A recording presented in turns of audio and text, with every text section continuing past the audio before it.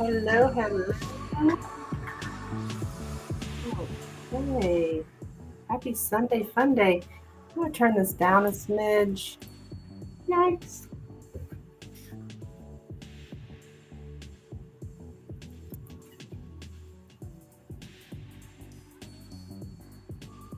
Good morning, or good afternoon, wherever you are in the world today, or good evening.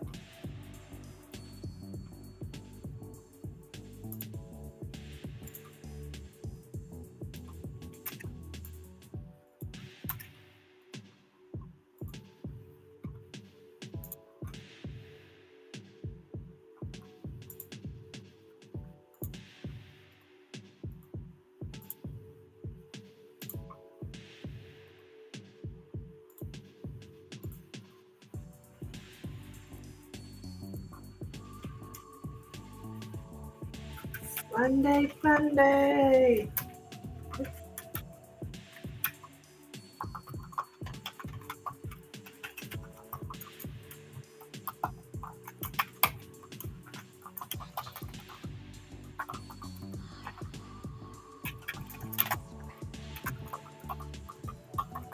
It cracks me up that this is supposed to be love music.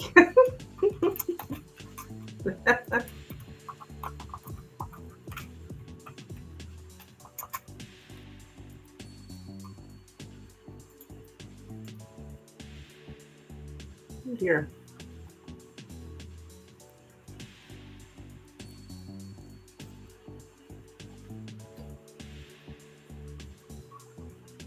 Uh-oh.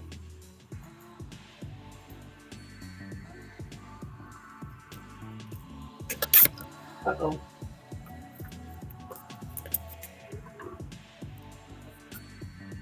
Uh-oh.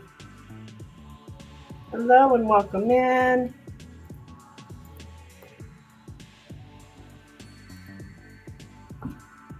Hey, Nina girl. Hello.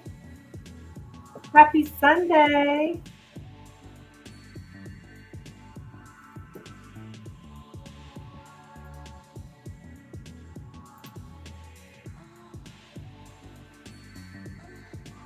Oh, dear.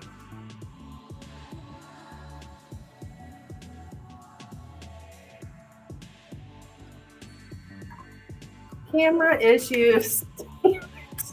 I was messing with this last night. And now I'm having issues, of course. Hey.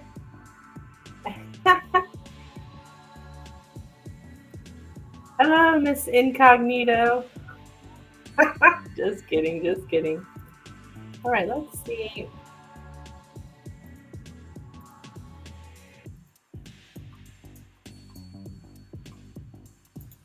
Give me just a moment, hon. I'll be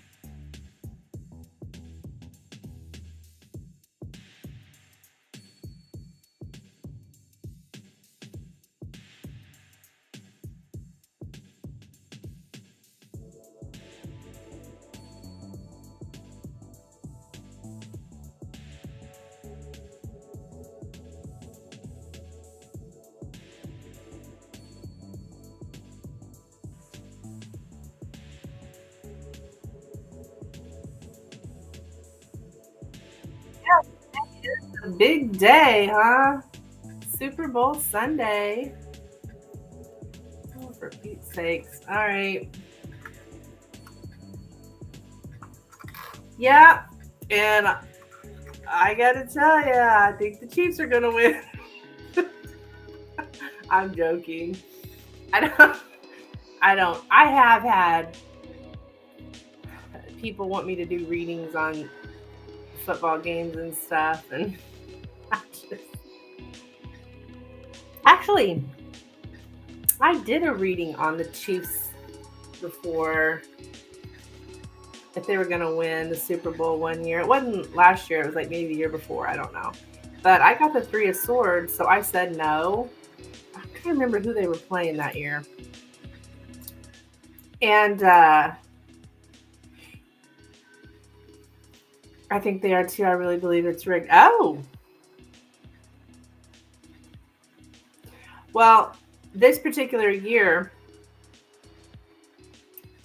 I can't remember who they were playing, but I mean, it appears. It appeared that they were not going to win. I mean, like right up to the last minute, and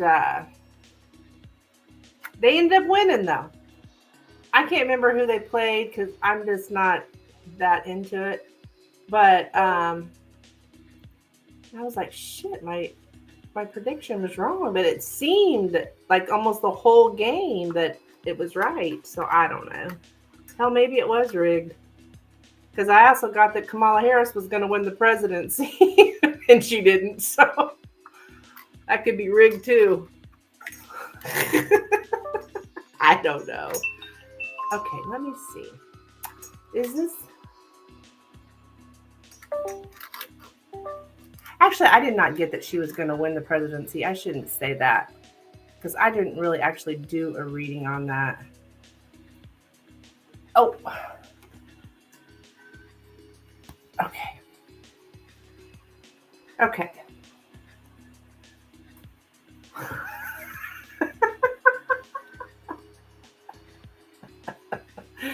All right, let me try again. On this camera. I'm trying to get this damn camera to work. I don't know what the problem is here. All right, here we go. I think we are in business. You hear this music I'm playing? This is supposed to be love music. And I'm like, I don't understand how it's love music, but okay.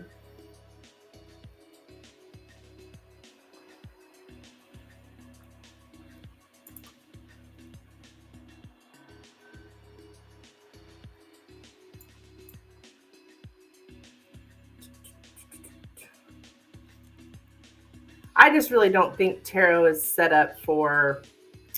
Oh, I see what the issue is. God, I hope I don't screw it up again.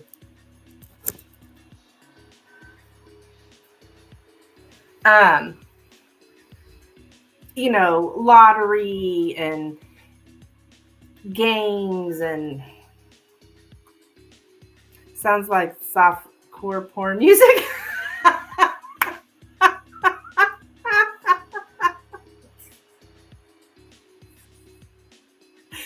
You're right. You're right. That was hilarious, but I believe it. It does kind of sound like that. Maybe it is love music.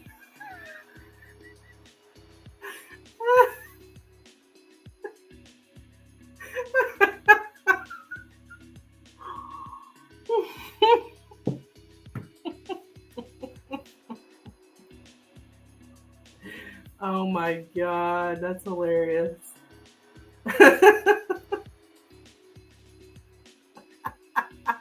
I love it though. It's so true. Oh jeez.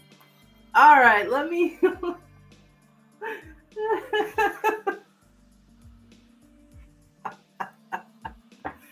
But no, seriously, I don't think that the tarot is, good for... Well, I don't think it's good for yes or no questions, period. But like gambling and stuff like that.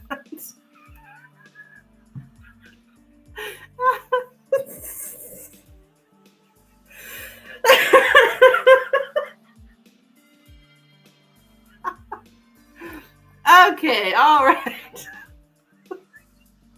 Oh, you're killing me.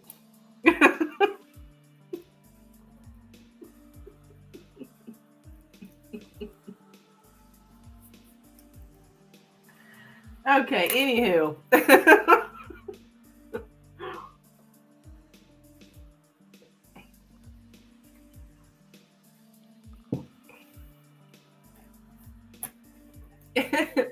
All right, hon. What would you like me to look into for? Oh my gosh, I can't even talk.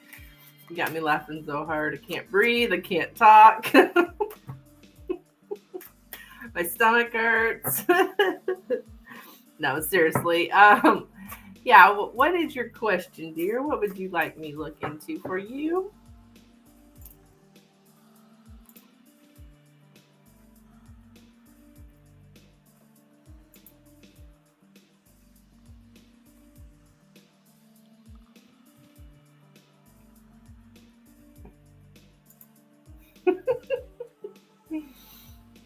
Whatever comes out for the next 3 weeks. Okay.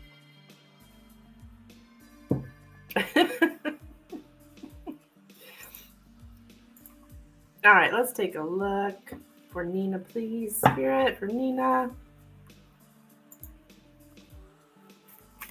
Coming up for her, please.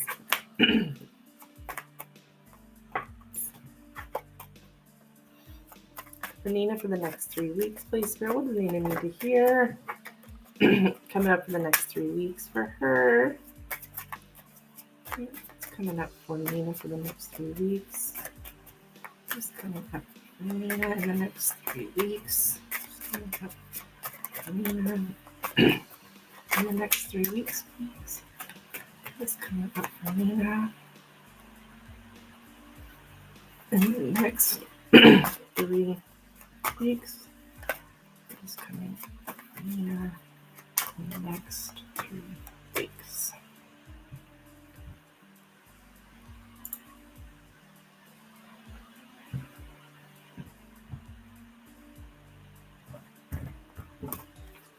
Okay, we got the man right in the center. Oh my, he's the sexy looking one too.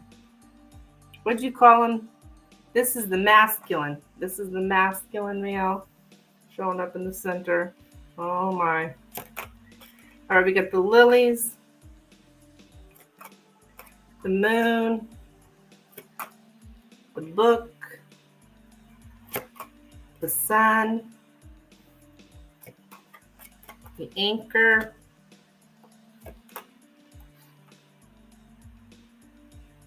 the stork, the child, and the rider. Okay.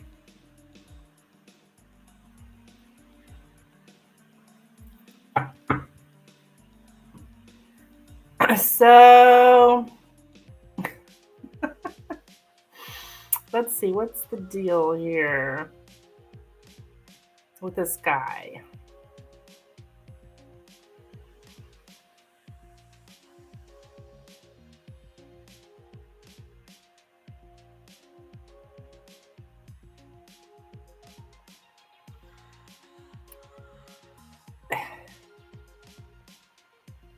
Something, okay, this guy's like,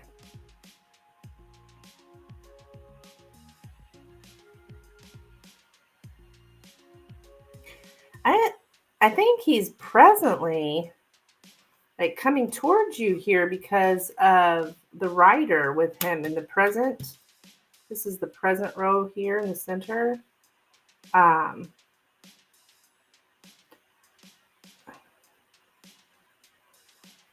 Yeah. All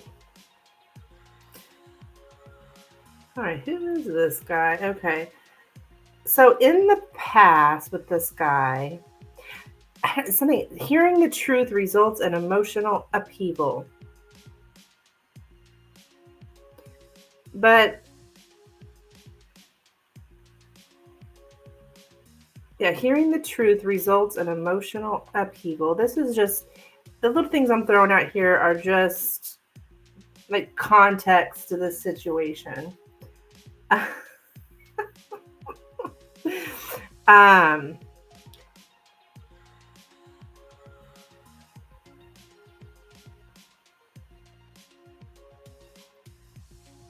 All right, I got to figure out what the deal. What is the deal with this fella?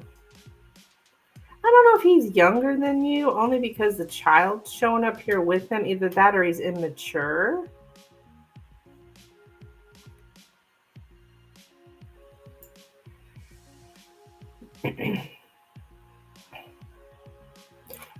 I think he's going to approach you here, or if he hasn't already. Like, because that's showing up in the present. But first, he brings like suffering with him, this guy.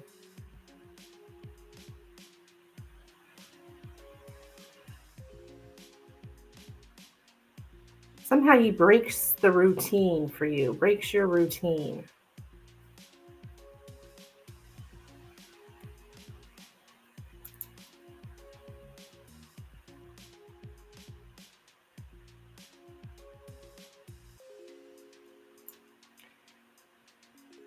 yeah, you'll be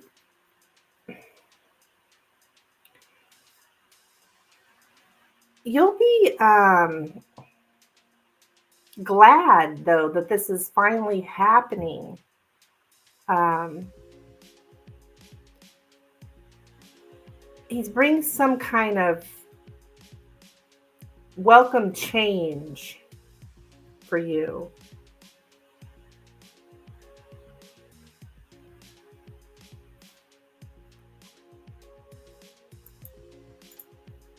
Now, in the past, now if this lily, I never quite know if this lily is representing like passion,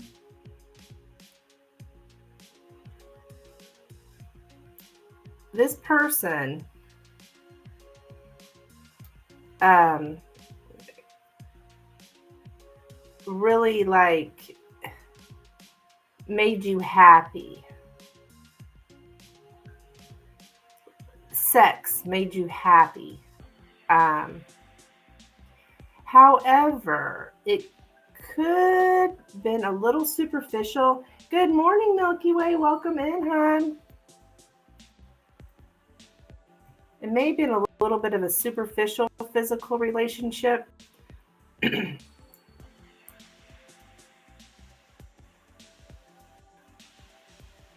But and in the past, there was like very sexual by nature. Okay, this person very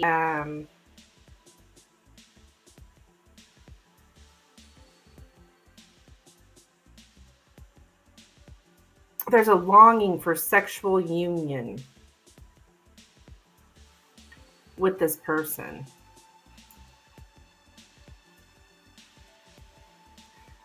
I don't, yeah, very like getting to know someone in the past very intimately, like getting to know a lover, like slowly getting to know a lover. Um,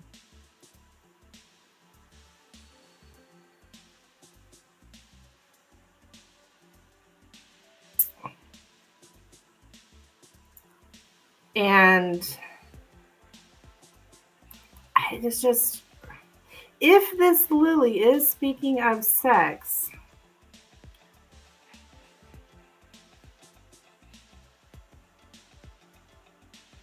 you know, a lot of times I'm not sure. But since it's with the man here and the sun, I'm going to assume it is. But there's just so much like extreme intensity, very much intense emotions. There's very profound sexual experiences that like trigger something within you.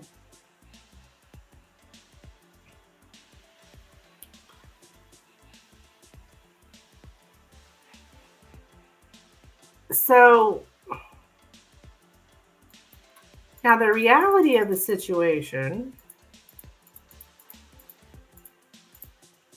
here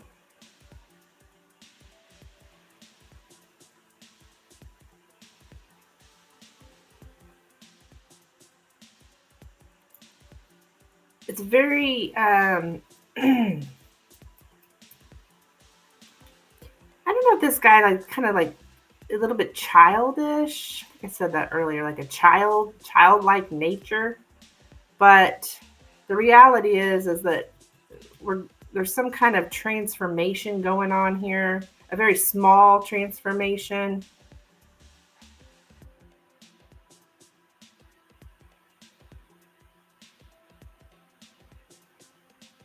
Now this can mean pregnancy too. I'm not gonna say you're pregnant, but the stork in the child can mean pregnancy with the man in the middle. So I would watch that. But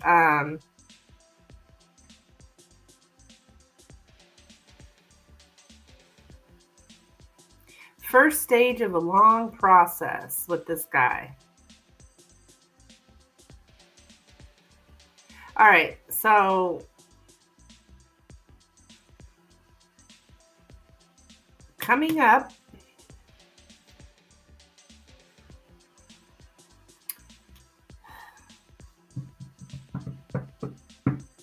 who is this guy, Nina? Do you know what I'm talking about? I'm kind of lost here. Not lost, but like, what the hell? Yeah, a returning visitor. Okay.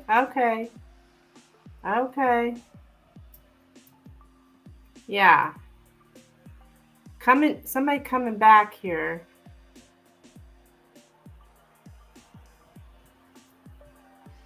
To act out a longing, like, I long for you.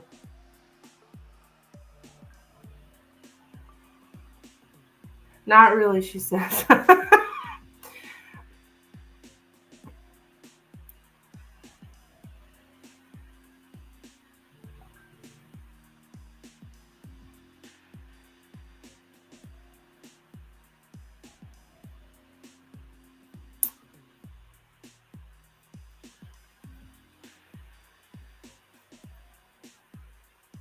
Yeah, returning visitor,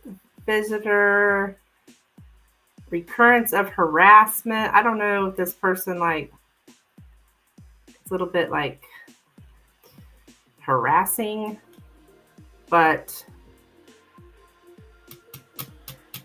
there's somebody coming here. It's kind of like you're glad it's happening, but at the same time, it may not be good. Let's see.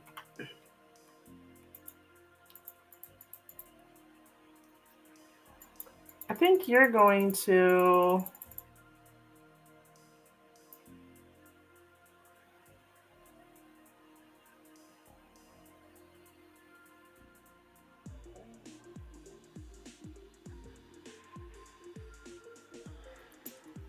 Mr. E, definitely not. I feel repulsed. I'm not talking to anyone. Only one I can think of is that would be open to communicating, which is Pablito. Mr. E, definitely not. I feel repulsed thinking of him, although Pablito and I never were sexual or argued. Okay.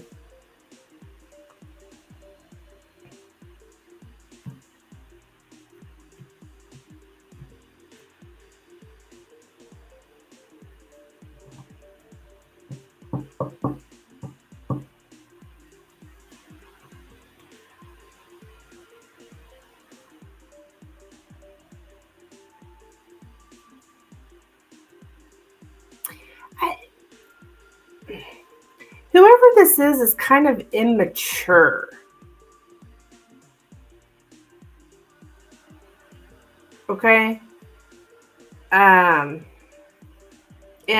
they also belittle emotions or somebody's needs or fears. And that's what's...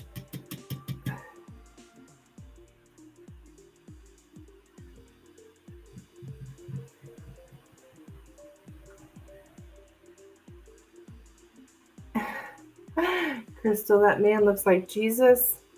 Hey, this is the sexy man. Don't even say Jesus was not sexy, okay?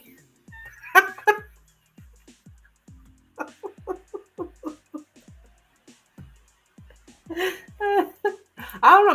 Maybe Jesus was sexy. Hell, I don't know. I wasn't there, right? Okay, all right. I'm so confused on this, Nina. I know you are too. Whoever this is just like...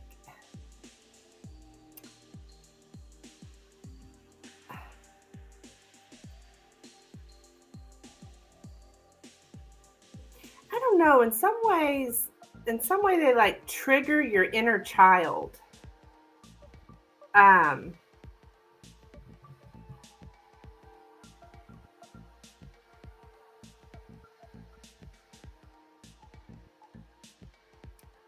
How is your inner child, my dear?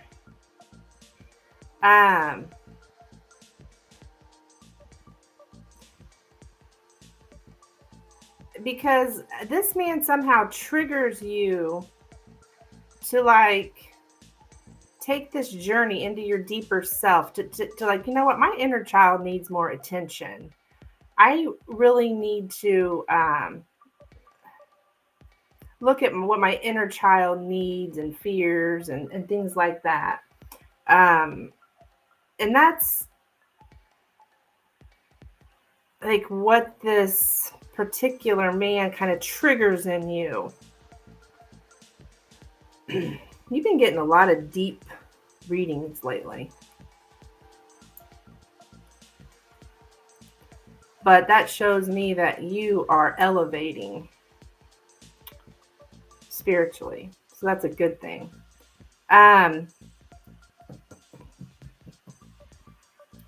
It's like this man makes you look at your knowledge about your fears and your needs and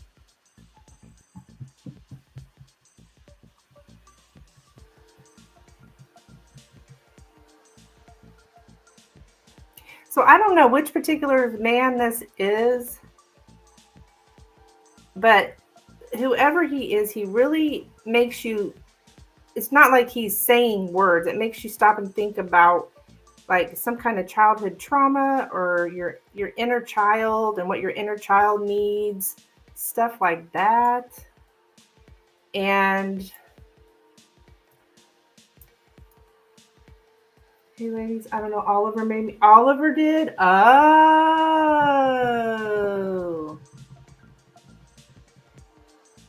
Oh. Oh my gosh, girl, I just got chills.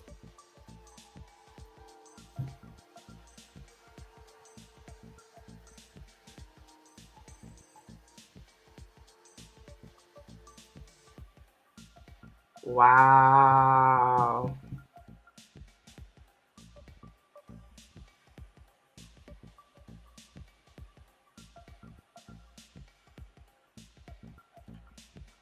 Girl.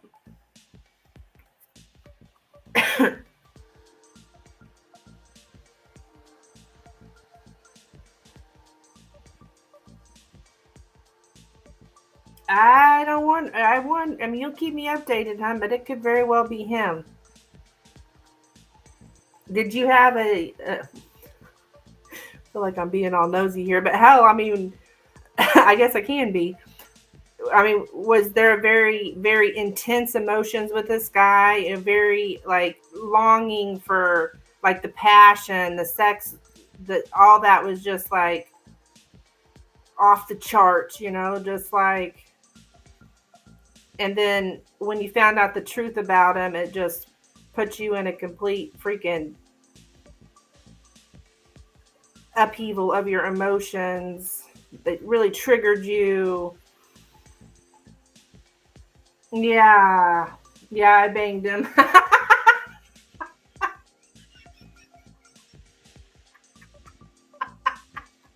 Well, so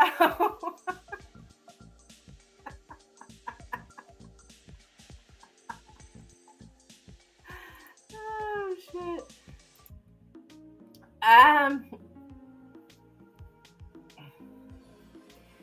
So there's just a beginning of awareness here of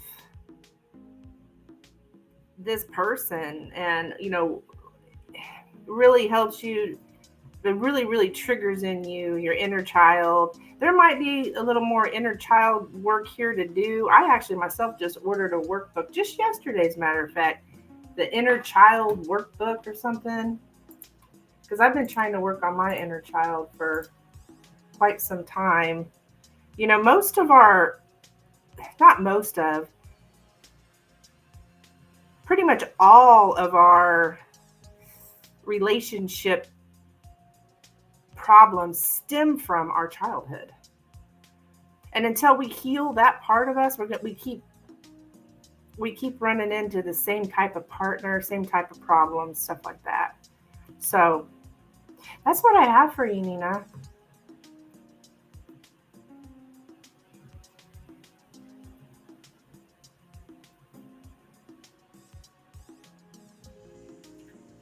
Ooh, it. Sounds pretty cool, she says. So, I don't know. Keep me updated. This guy comes around or what?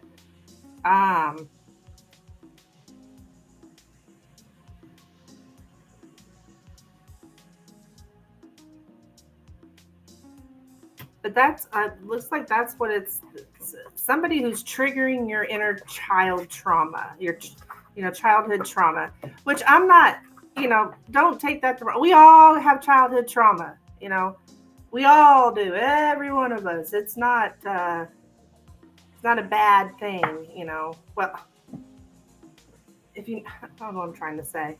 Like, it's not a bad, like Nina's bad because she has childhood trauma. No.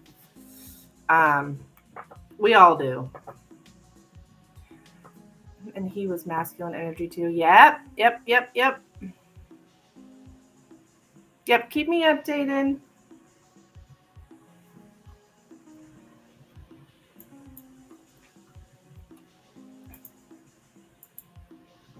I'm just saying that because a lot of people kind of freak out when I say childhood trauma. It's like, well, I haven't really experienced that on my channel, but a lot of people in person are just like, it's like, well, it's okay. We all have that. Okay. Show.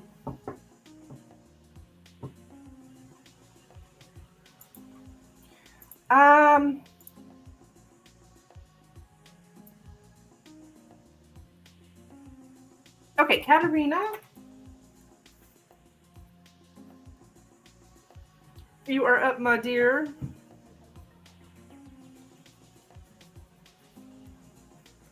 You got a couple questions?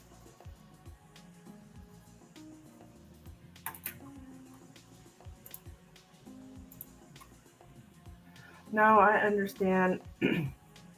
After that chapter, I reflected on my attachment styles and my childhood traumas. Oh, okay. Yeah.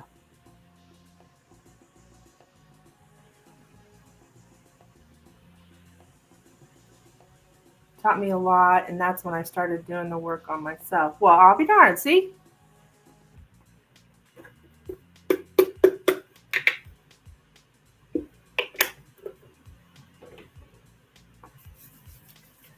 So I'm thinking it's him then, because all that stuff's lining up with him. All that stuff's lining up with him. Wow.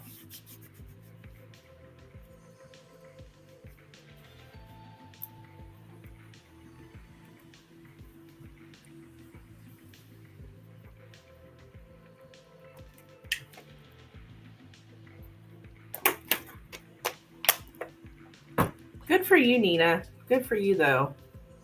Working on yourself, and that's amazing. That's awesome. I love to hear that because it's rare,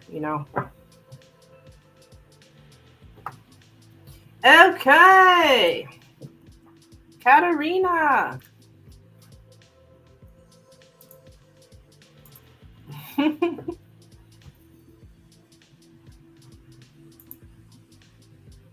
But ultimately, it's what you got to do to have healthy relationships. I mean, there's no way around it, right? You can't skirt around it. You have to heal that inner child. All right, let's look at Michael. Michael, huh? Okay. Is that the first question? Wait. Now, your first question is Joe. Then we're going to look into Michael. Okay.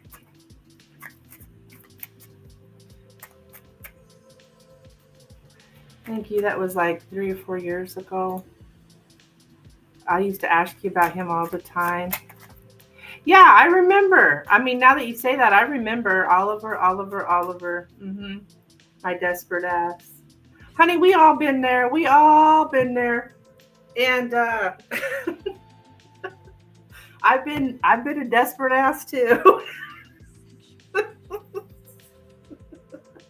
But we have to look at it like as a learning experience. Like, me being a desperate ass brought me to tarot, and Yeah, and you too, Nina. It brought you to tarot. I mean, I guess it brought you to tarot. I don't really know, but and look at you now. Look at you now. And you can also you can identify it in other people too. Right? You can see it in other people too because you've been there. Been there, done that, right? So, it's all part of your healing journey.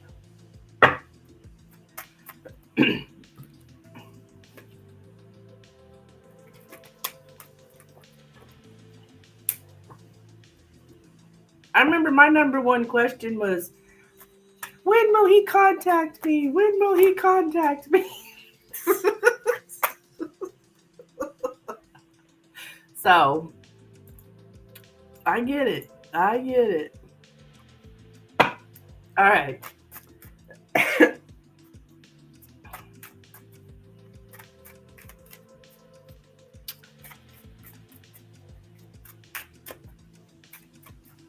think it makes you a better tarot reader too because you're understanding of people's feelings.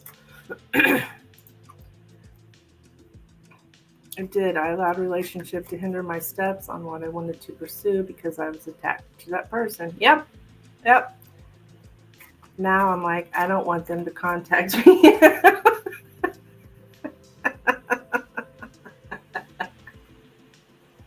Yep.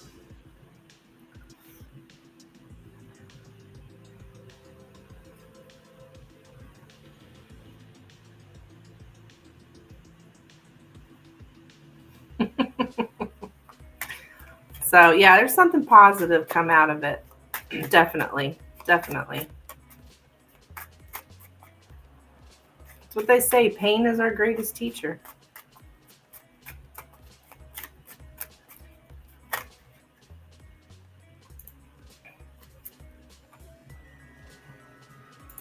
Okay, Joe's current intentions.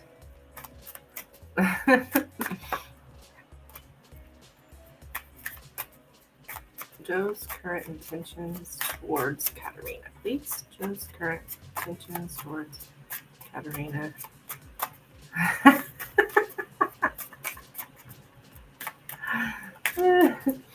Joe's current intentions towards Katerina. Joe's current intentions towards Katerina.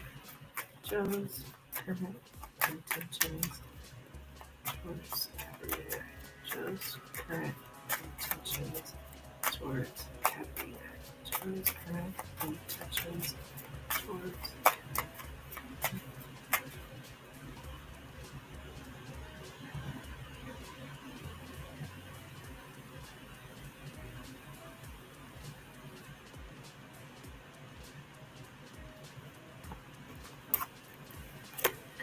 Alright, we have the dog,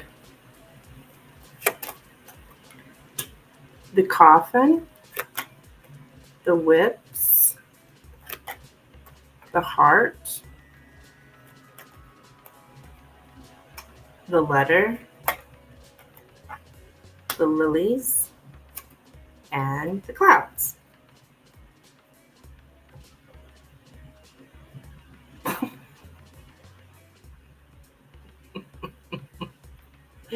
Yeah, my porn music. That's Helen I'll have in here if word gets around. I got porn music playing in here now.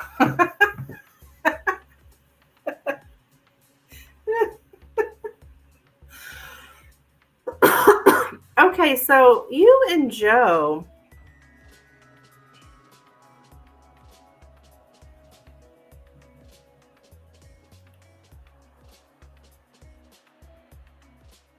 It looks like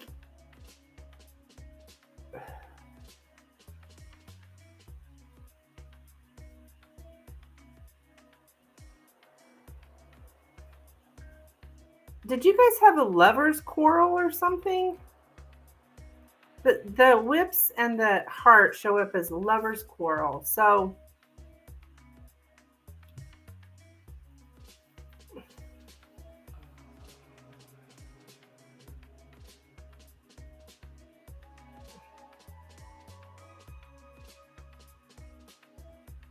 Yeah, did you guys have some kind of argument or disagreement? Because that's what's showing up here in the center. Like you loss of a friendship. I think he wants to let some kind of disagreement go.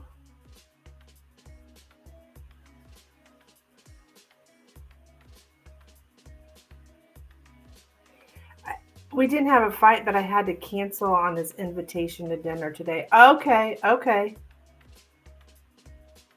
All right, so maybe that's what this is about.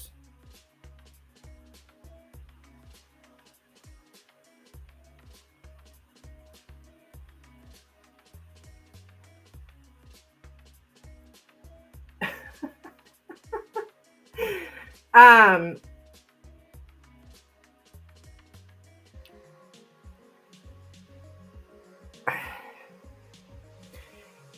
I would say he wants to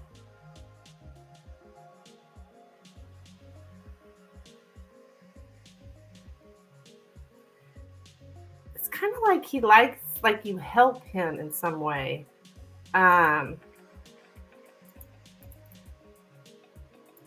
Like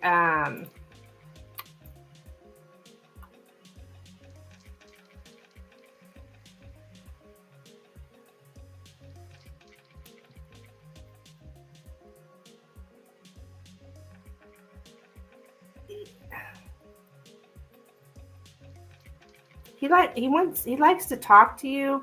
I think he's going to ask you if it's okay to do something. So I don't know, maybe he'll ask you again.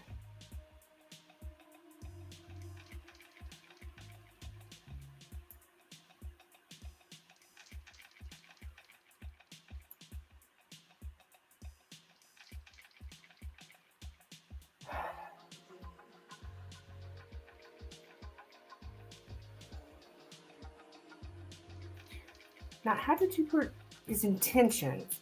I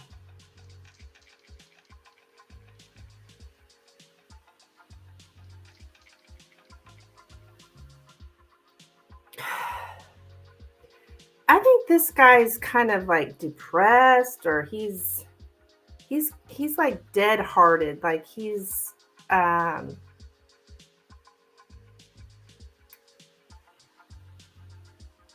I think he likes talking to you, or his intentions are to talk to you. It's like it somehow it makes him feel better because he's kind of like he may have a broken heart, or he's kind of sad. He's kind of down in the dumps when it comes to love.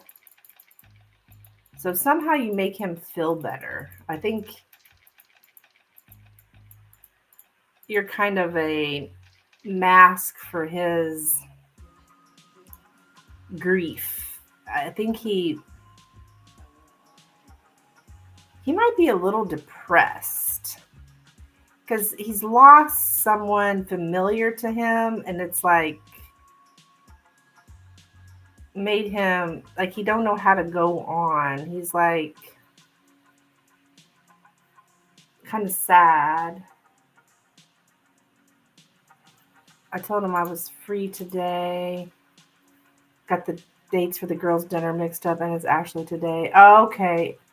Maybe I'm helping him get over his ex like a good rebound. Okay, well, we don't want to be a good rebound, but there is a possibility that he's a little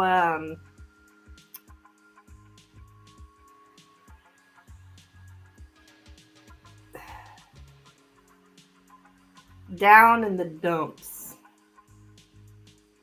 Now, one for you canceling, and another I think he is a little down in the dumps over his ex. Yeah.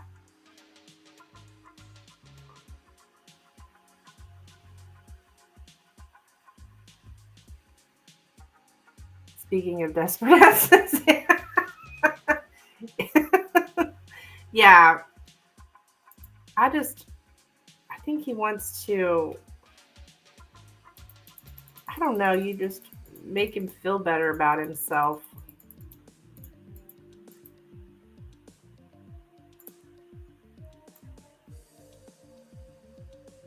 I don't know necessarily that he has bad intentions.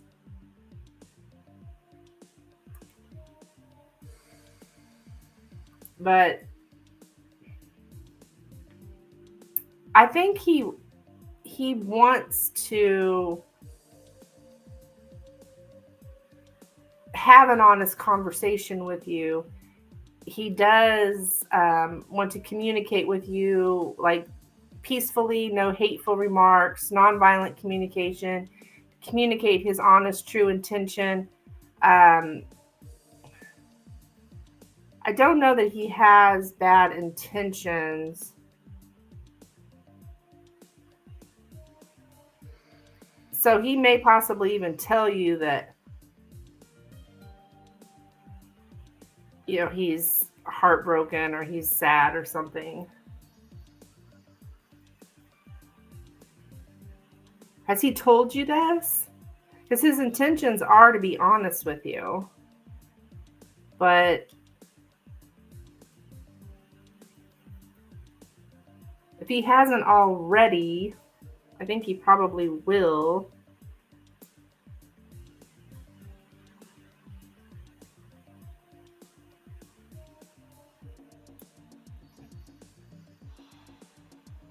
Yeah, he has good intentions, okay? But even in good, you may have all the good intentions in the world, but if you're not over somebody,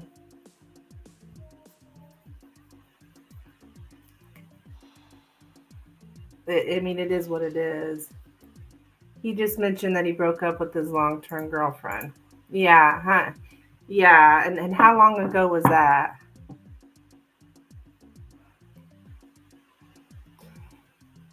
A long-term girlfriend?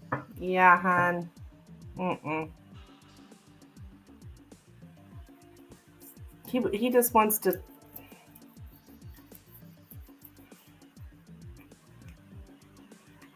He wants somebody to talk to because he's sad.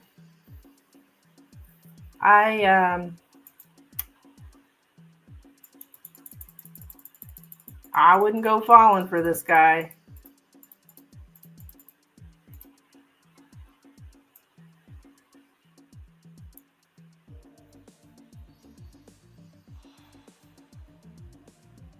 Yeah, he's grieving. I have no idea, but I'm assuming it's fairly recent since he brought it up for no reason, basically. Yeah. Yeah, hon. Just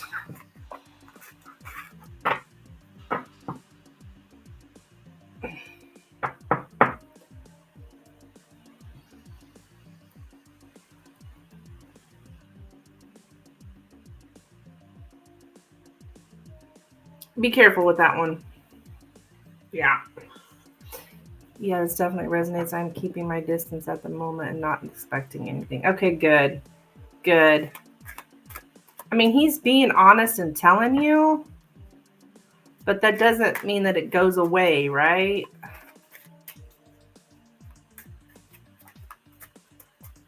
I mean, if you've been in a long-term relationship,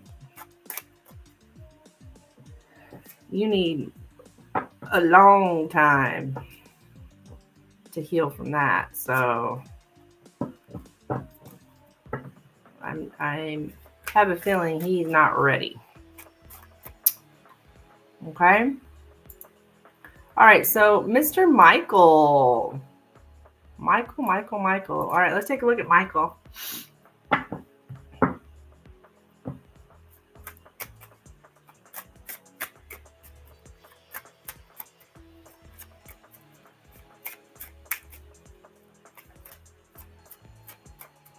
I don't know. And he may even want to talk more to you about that relationship and his broken heart and all this stuff. So be careful.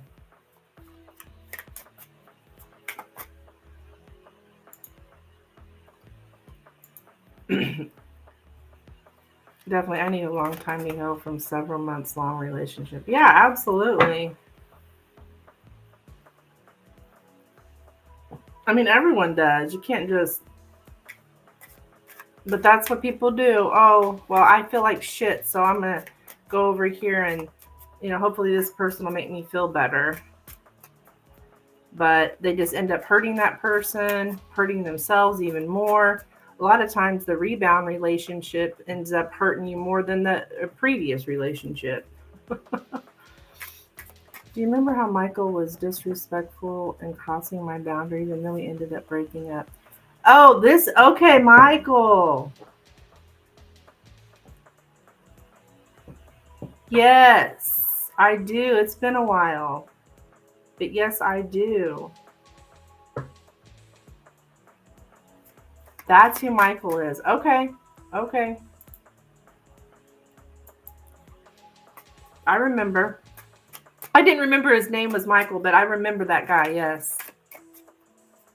I can't remember all the details, of course, but okay, Michael's current feelings. Michael's current feelings towards Katarina. Michael's current feelings towards Katarina. Michael's current feelings towards Katarina.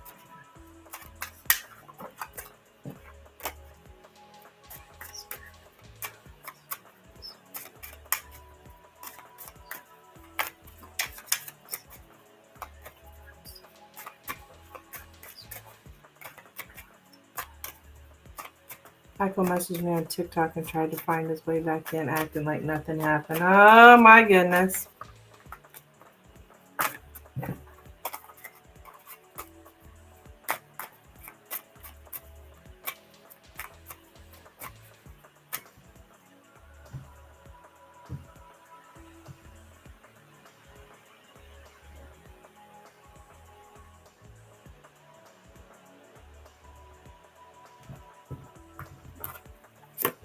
All right, we have the key, the lady.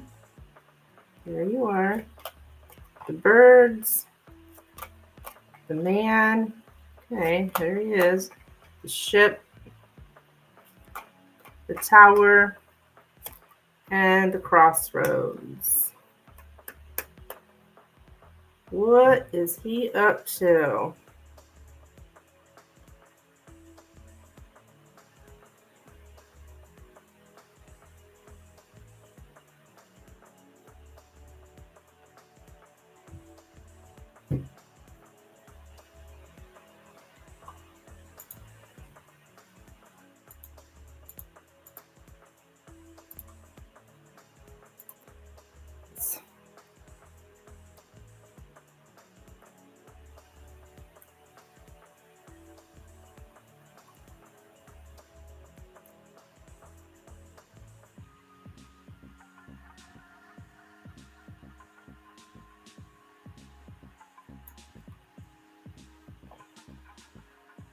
Well,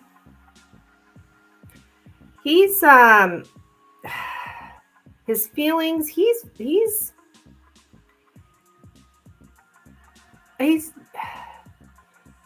lonely, I would say. Okay? And yeah.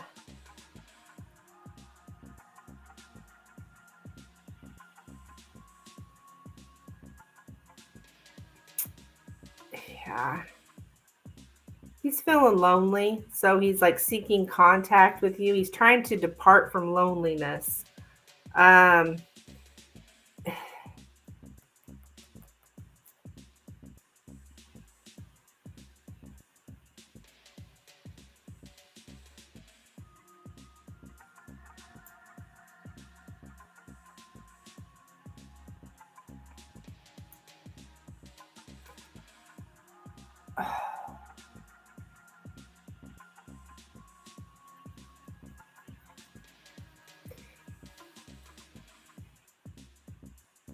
I don't think he's like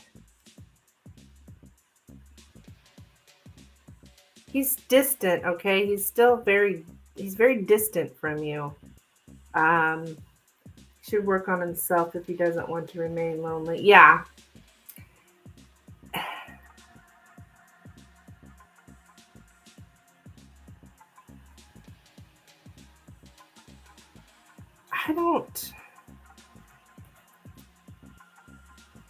I'm just getting that he's distant. The man wants some comfort to distract him. Yeah, yeah, yeah.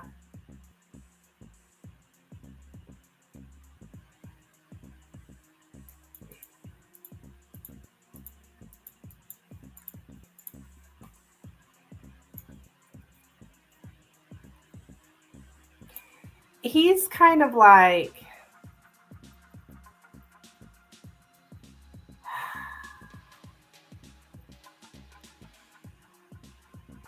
he keeps jumping back and forth in his mind, okay, about what he wants. And he can't really stick with his choice. I don't know if he's made a choice before with you, but he's indecisive, okay? He gets excited that maybe there's a new possibility with you.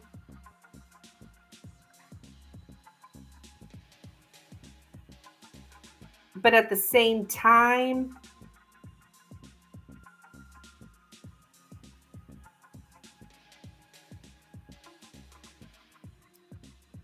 he could just as easily switch his perspective back. So he kind of goes back and forth in his mind here.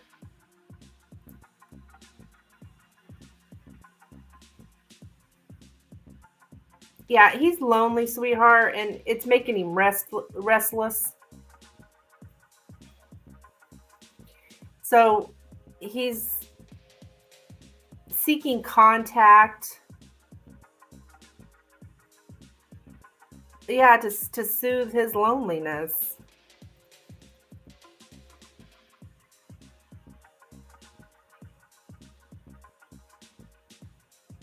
He wants access to you. So, right, all these men using me for distraction. Unfortunately, it's common. It's not you. It's not you. It's common. It's because just like Nina said, oh wait, not Nina, and actually you said, he needs to work on himself.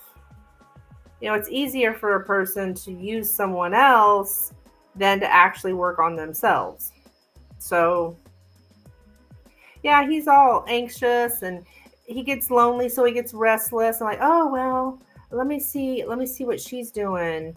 Um, so he gets excited about what could happen between you guys, but at the same time, he's not all in.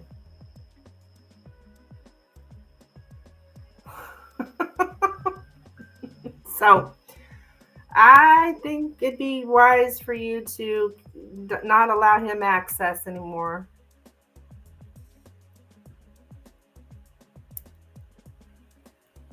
Yeah, it's a lonely thing, hon.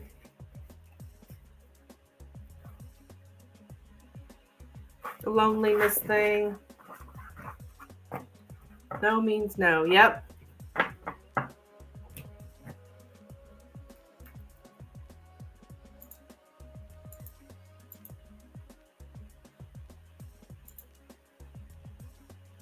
Okay, you got another question?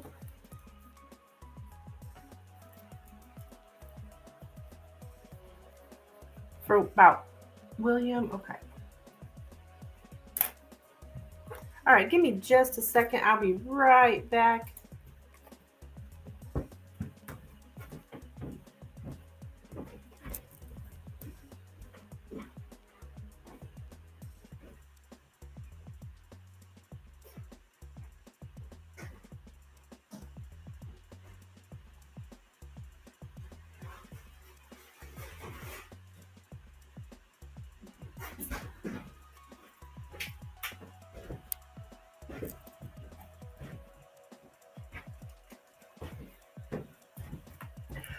I blocked them on TikTok as well. I don't need this kind of energy in my life, and I don't need to be talked to that way. Yeah, you go, girl. I was about to say blocking, but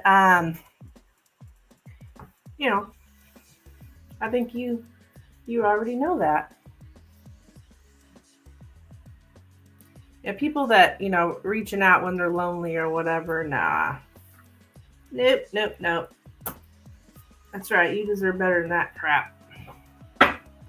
Let's hear from our friend Willie. Okay.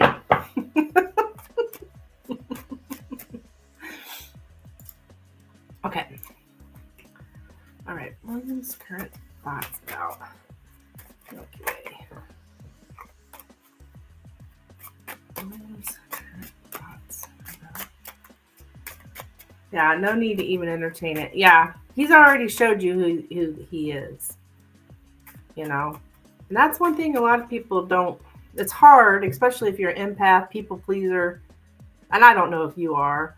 I'm just saying in general. It we when somebody shows you who they are the first time, believe them. But we want to have this, oh, well, they can change their ways. Oh, well, they're better now. They learned. No, no.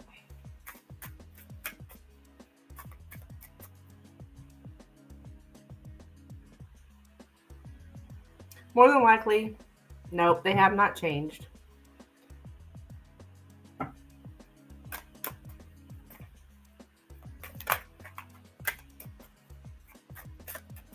right, William. William.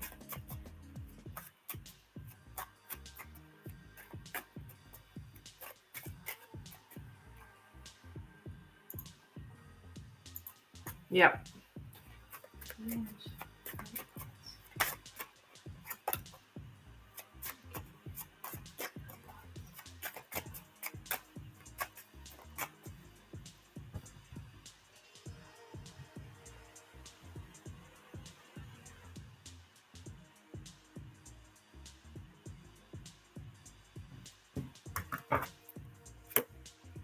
I'm definitely a people pleaser, and I'm always understanding that it never gets better. Definitely learned that the hard way. Yeah, I have too. It's like, oh, well, this poor guy, he had such a bad upbringing. Oh, this poor guy, he's just had such a rough life. All this bullshit. Well, I mean, I'm not saying it's not true.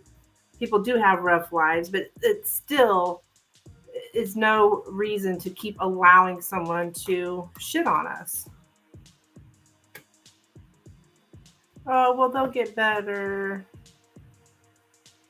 Nope, probably more than likely not. And I mean, I don't want to make it sound like some people cannot change, because people can change, but it's going to take years, therapy, and work on ourselves.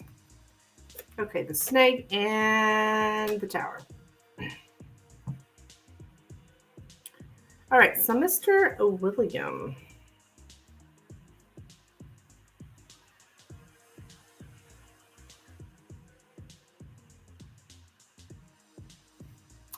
Yeah, it doesn't just fit their actions towards you. Yeah.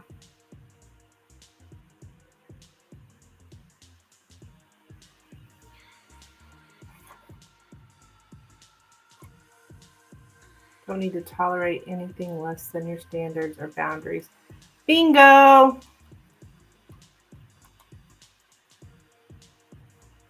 Yep, exactly. Their hard life doesn't justify poor treatment. Yep. Yep. That's that empathy that I mean, that's how I was anyways. Um oh, you poor thing.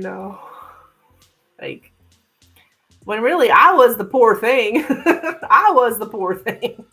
I was the one getting treated like shit, right? Okay, what do we have here for William?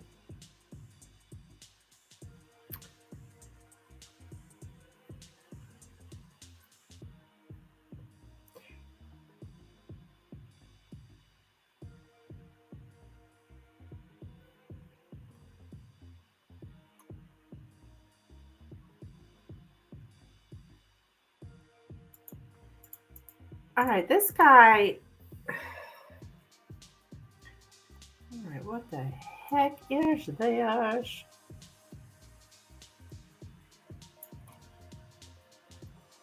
Let mommy kiss your poo. Yep, exactly. Okay, so he's seeing that. I think he feels like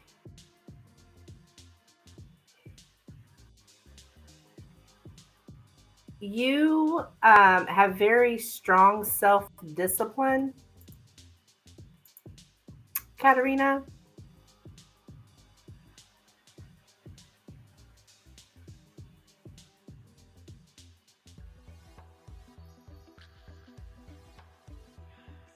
Yeah, you're showing up. He sees you as someone with strong discipline right now, and that um, you crave knowledge. You study diligently.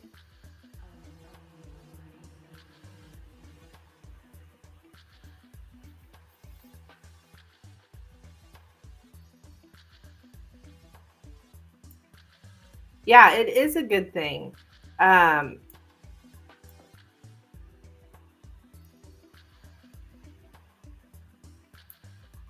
and you have put an end to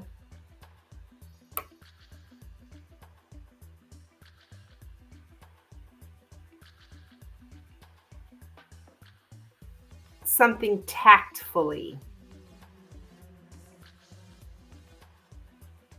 That's that strong discipline. You're putting an end to something tactfully. And I think it's this playing with feelings here because we have the coffin and the snake. So he knows that you like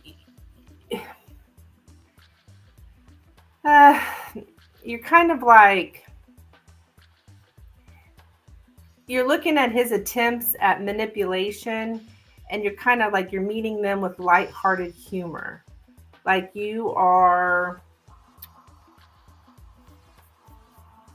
yeah, you're not allowing it.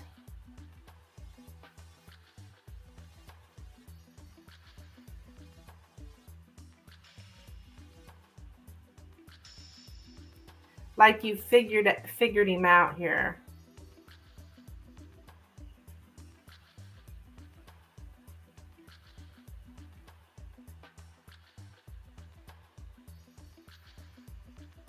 Things are really smart.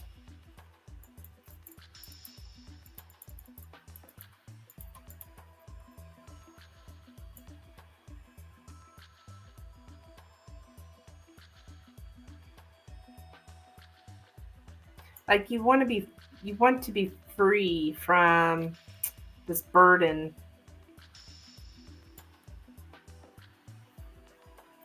Not allowing it. Yeah.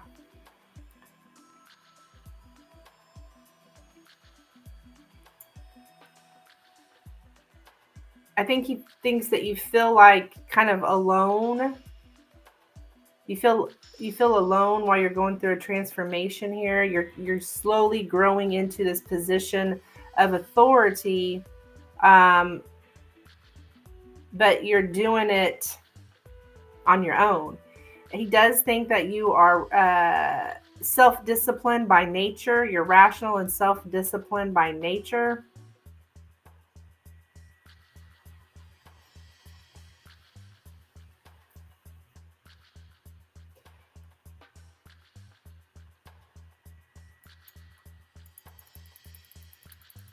So he definitely notices that you're not allowing it. Um,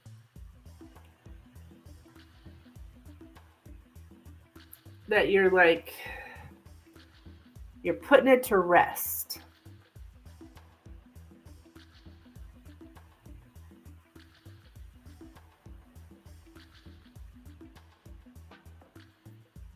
You're something has ended, and you're putting it to rest. You are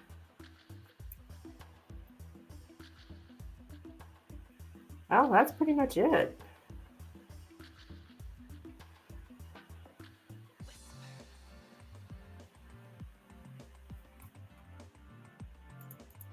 Now, I can't guarantee you though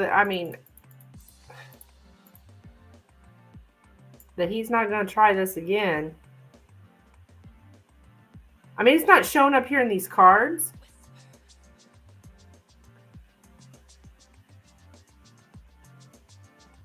I think he thinks that you are very hungry for knowledge. You're intellectual by nature. I get that a lot. He thinks you're very smart, very self-disciplined.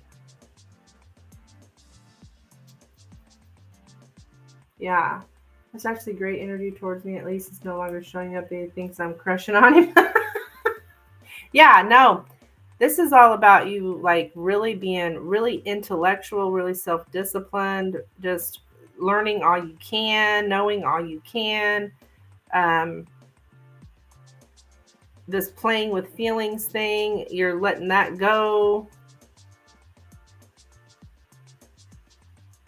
He thinks you don't really put your emotion in.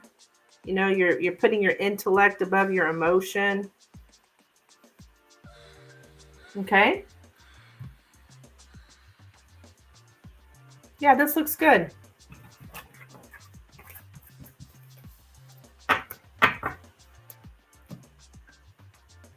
Looks good, looks good.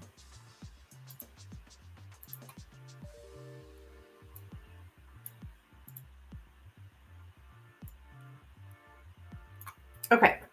His intentions, you want me to look into his intentions? Okay.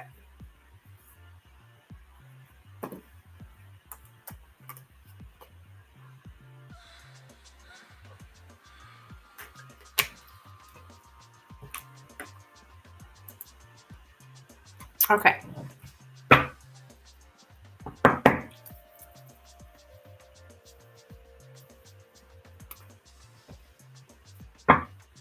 All right, what is intentions towards Milky Way, please?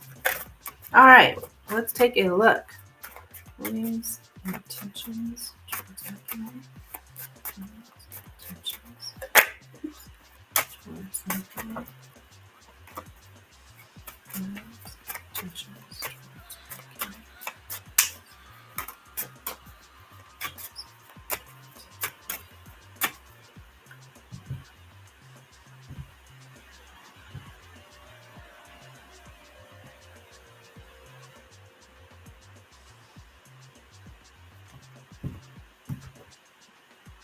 Did I just hear moans in your music?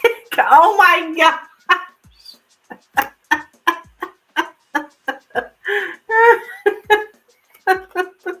That's funny.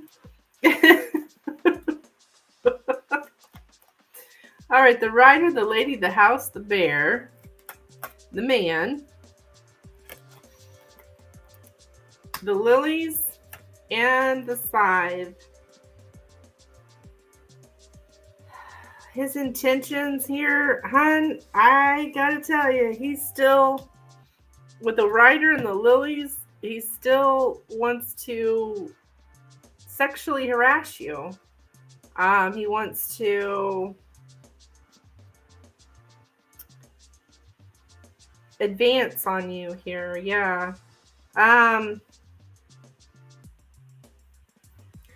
He wants to have some kind of domination here.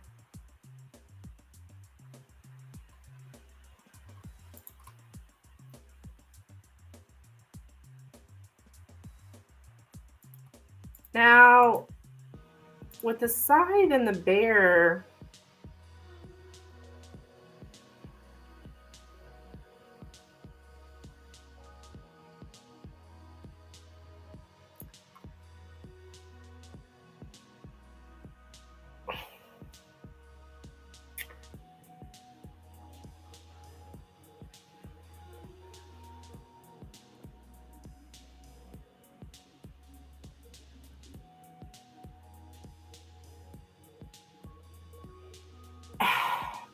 I think he's trying to, okay.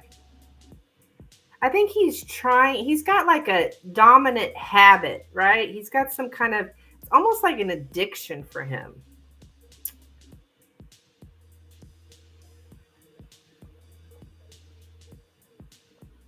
And I think he is trying to discontinue that.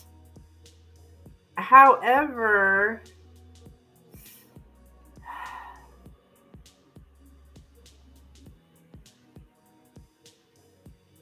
you know, it's like it's the way it shows up is like an addiction. So a habit of his, like it's like he can't stop. Like he's just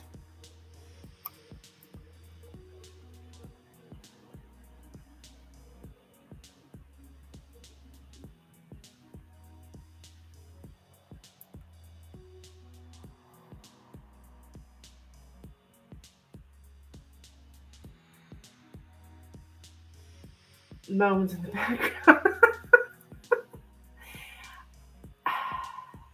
I think he's trying to stop, okay, harassing you. That's how it shows up, sexual harassment. He's trying to stop, okay? So he is, so that there can be some kind of comfort and peace and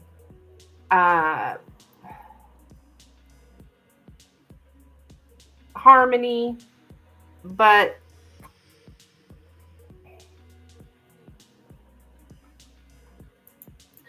so I do think he is trying to stop, actually. But with it being an addiction, like it shows up as an addiction, I don't know if it's actually going to happen. So I think he does. His intentions are to stop, which that's good. So he does have the intentions to stop advancing on you, or whatever the way it shows up here. I just don't know, because he's so dominant. He's so dominant. This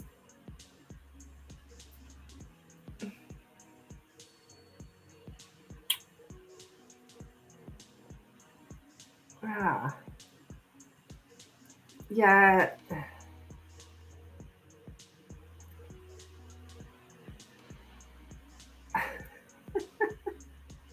Yeah, he is trying to stop, okay? But it's like he knows he has some kind of habit of doing this.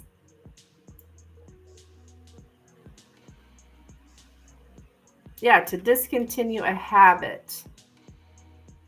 He's like, you know, is this really productive? He's trying to, like, he's making a plan here to not do this anymore. So I've got twice here to discontinue a habit. And the habit is the way he harasses women, the way he approaches women. Well, this is you. You're the woman here. So, yeah.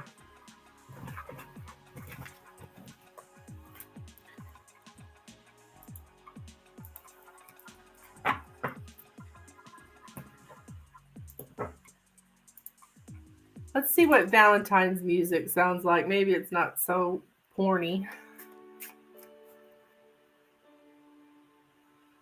So that's what I have for you. Yeah, that's interesting. So, I mean, I actually think that's good news. It's like he's getting the hint, you know, to knock it off.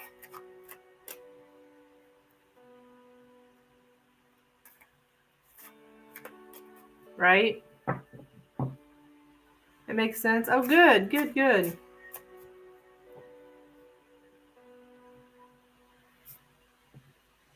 You're welcome, hon.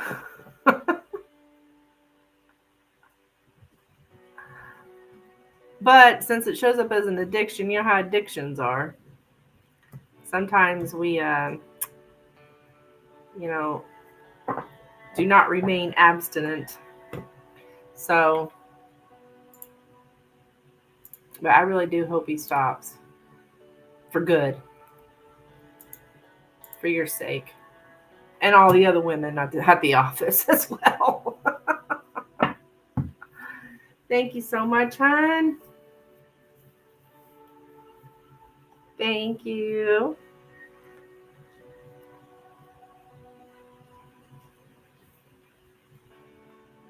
And his poor wife.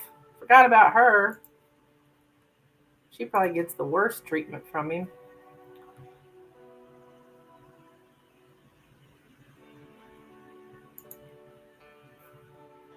All right, guys, donations are open. If you'd like to get a reading, please let me know.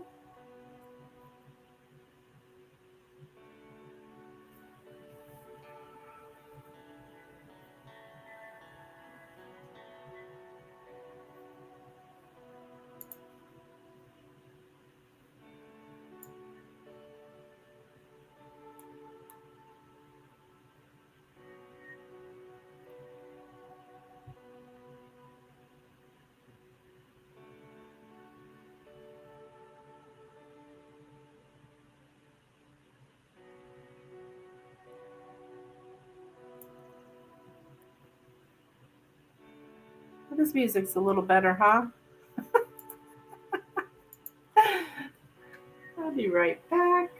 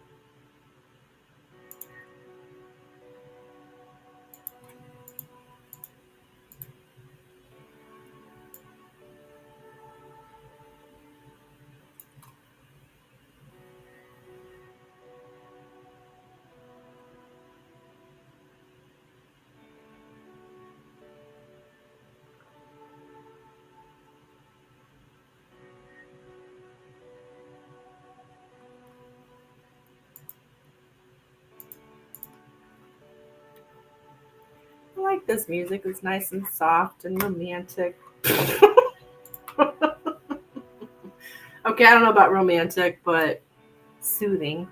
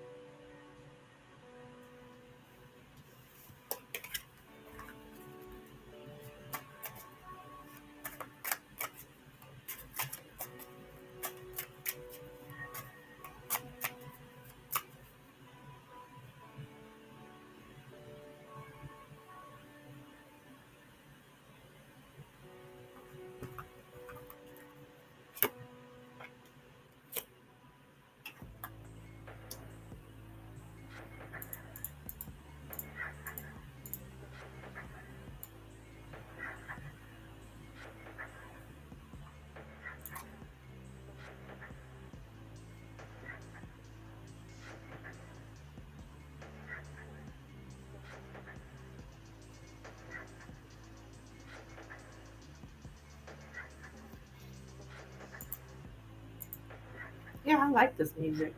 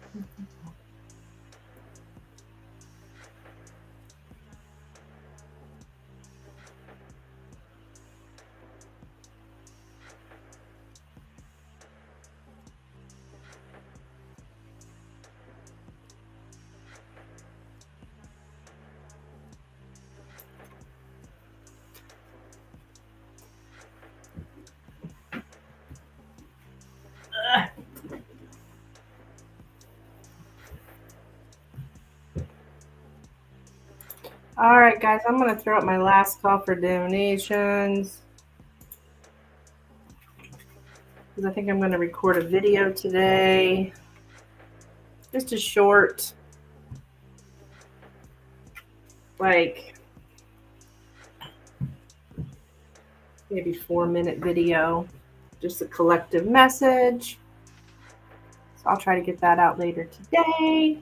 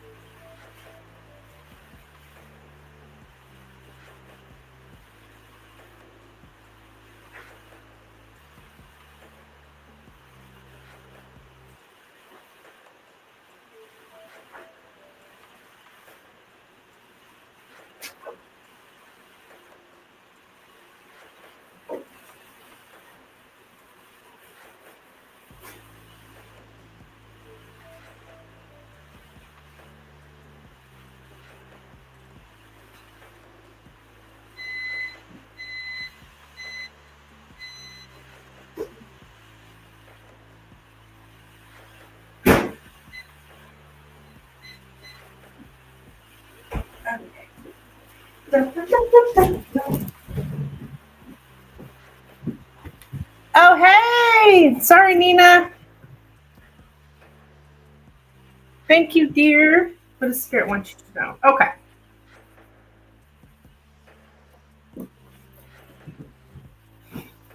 Sorry, I was off in the kitchen.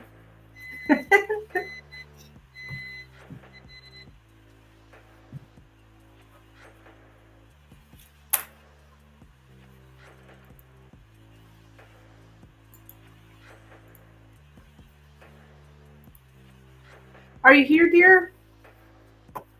You're good? Okay. Okay. All right, let's take a look for you.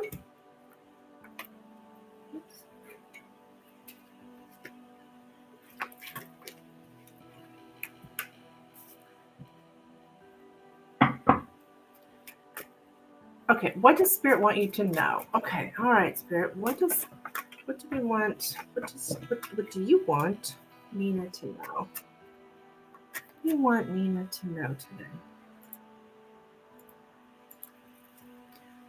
What do you want Nina to know? Hang on 1 second.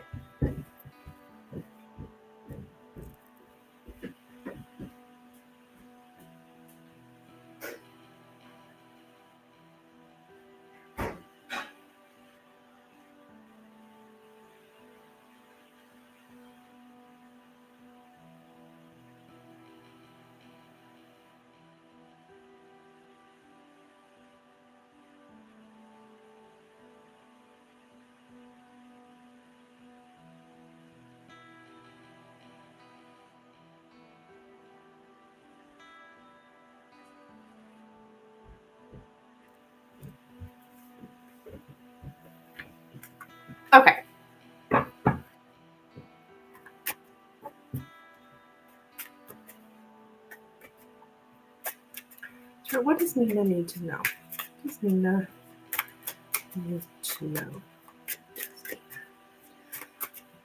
Please.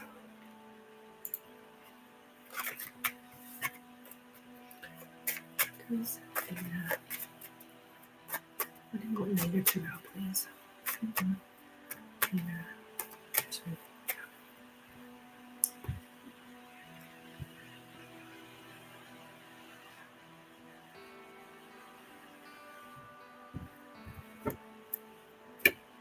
Okay, we have the mountain, the ship, the dog, the anchor, the coffin, the clover, the house, the clouds, and the bear.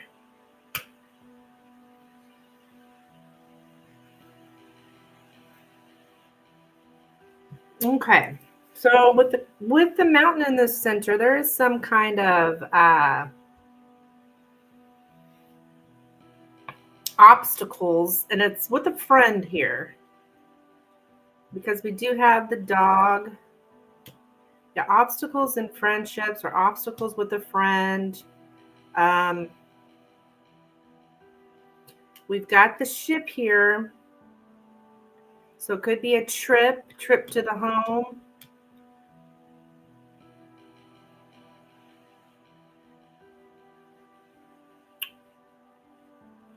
Yeah, this may be concerning your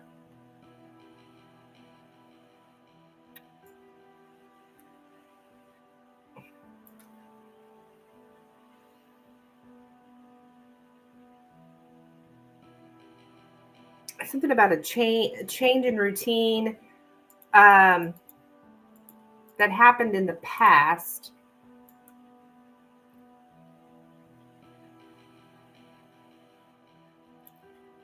Yeah, holiday home. It shows up in the past.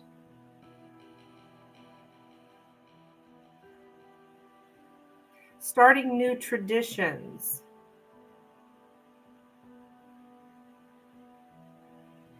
But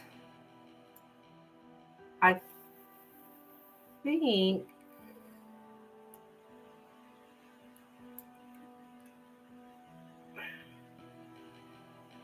we're not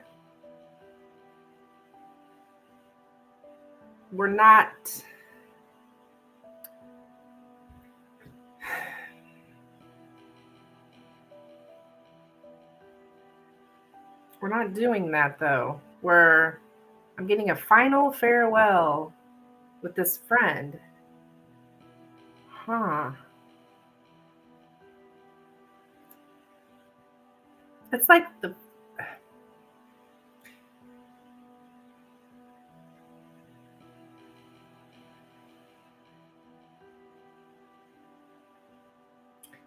friendship's not really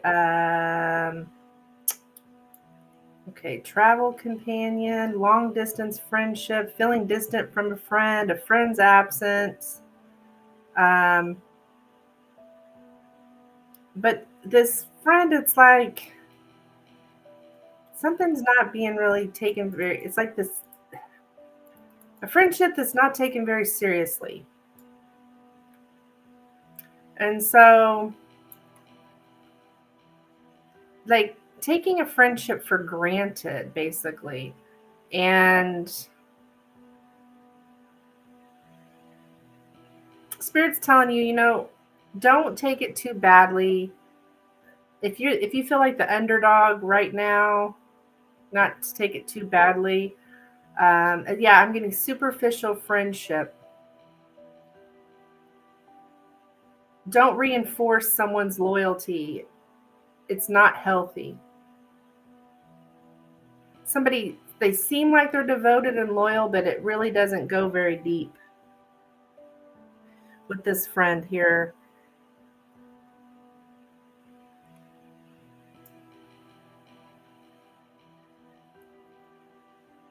The elephant in the room, this is what's going on right now, is like, people really just don't care that much.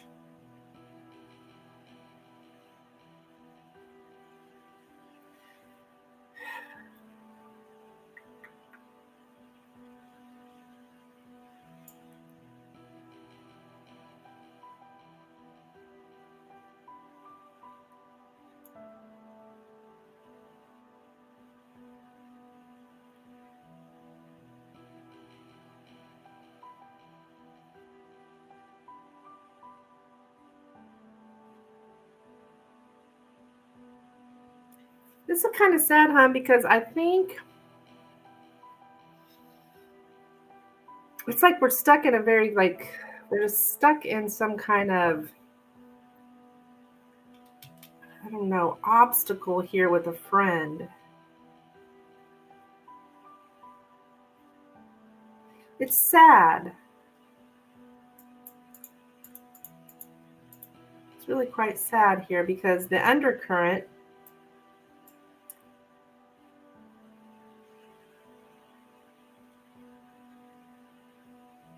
this loss, it really has a great influence on your life. But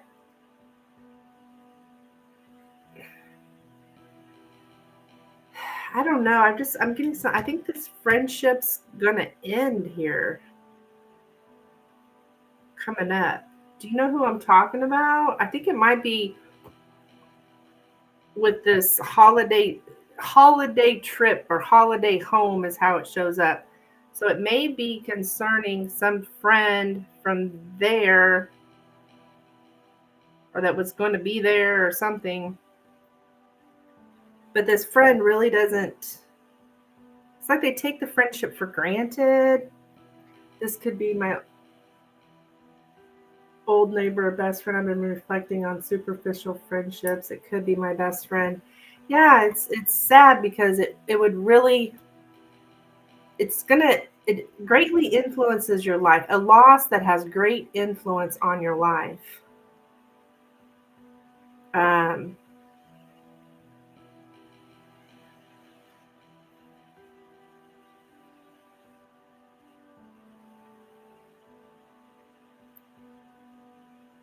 yeah. I think Spirit's trying to tell you that this friend, but I'm already in the state of acceptance of letting go. I'm not doing the Valentine's Day party though. Yeah, I think Spirit's trying to tell you that, you know what? This person or people just kind of took your friendship for granted. And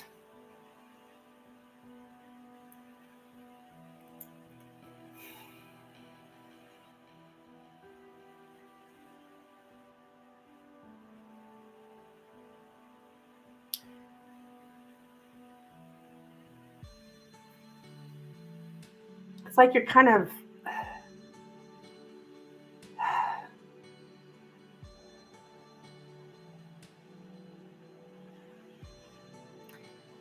it is okay. You might be, Spirit's also, you might believe that this is a great big invincible problem, but it's really not. Um,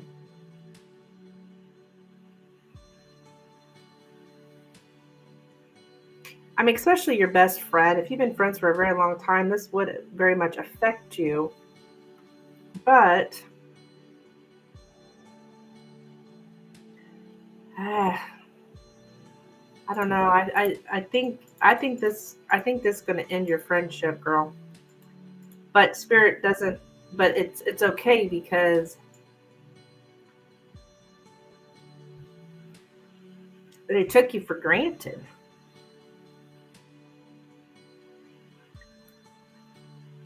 And actually, the friendships kind of become boring.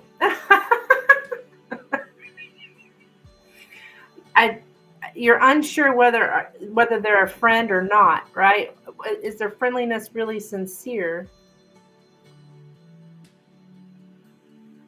And it's hard. It's like, where should my loyalty be?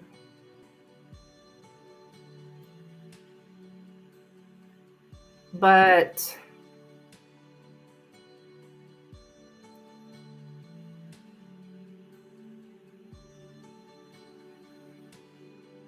I think this is where your loyalty ends. This is where your loyalty ends. Yeah. This is where your loyalty ends. I don't know if you feel like it's kind of one-sided. That's okay with it leaving. I feel like I've already left. Okay. That's that elevation too. I know we've talked about it. You know, you're elevating here, so superficial friendships are going to fall away, you know. Um,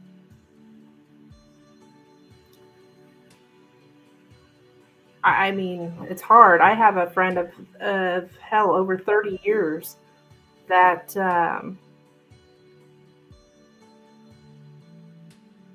mean, it's not like if I see her, I'll say hi. I'm not like, but I have no desire to be in her company or around her because it's superficial. And it has been for 30 years, and I'm just now realizing it. So it could be that same kind of thing of like, it's not really a good friendship, anyways. So Spirit's letting you know that it's okay here. You'll be fine.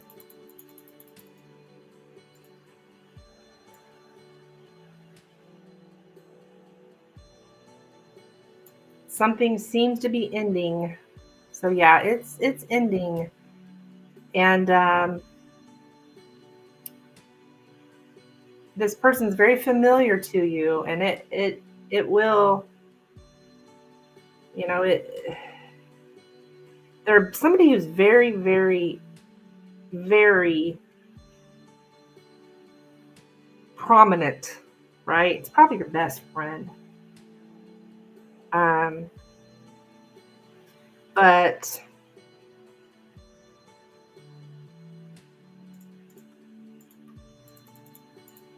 like my friend I'm talking about, like I don't hate her or anything, but I just look back on my life and I'm like, that has been bullying me even since, I mean, we've been friends since like we were children, I'm talking kindergarten. And I look back and I'm like, she's been bullying me my whole life. And she still is. So I don't want to hang out anymore. Am I going to be rude to you? No. You know? So I think it's the same kind of thing. I don't know if this person's bullying you. I don't see that here, but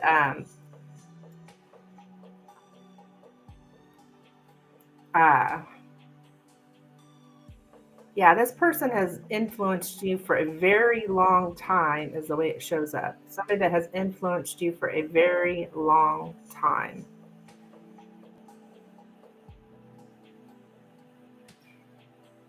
But this problem, it dominates your life. Like you have to get this person out of your life because they're just not good for you.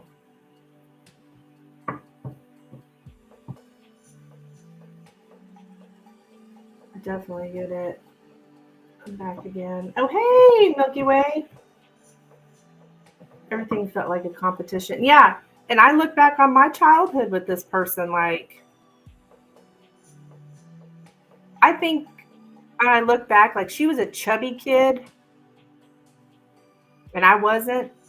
And I remember us having the same swimsuits when we went to the pool. And I think she was jealous of me back then. And that's why she treated me crappy.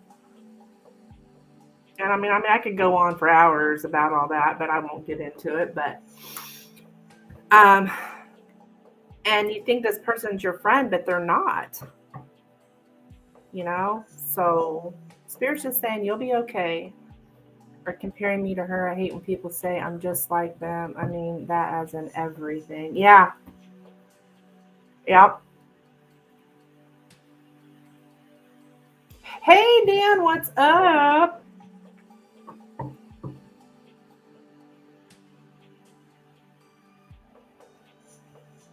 Oh, she was saying that you were like her. Oh my goodness, no. So you'll have real friends come into your life.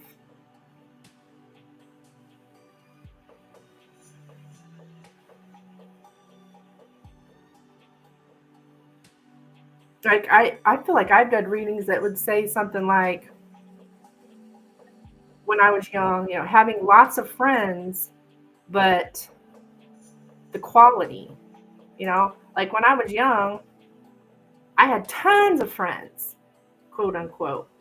We hang out, we party together, we this, we that, but not a one of them, the quality sucked, right? I mean, like, you gotta, I mean, I'm good with just one good quality friend. One good quality friend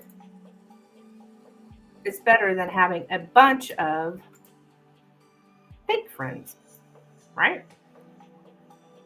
So,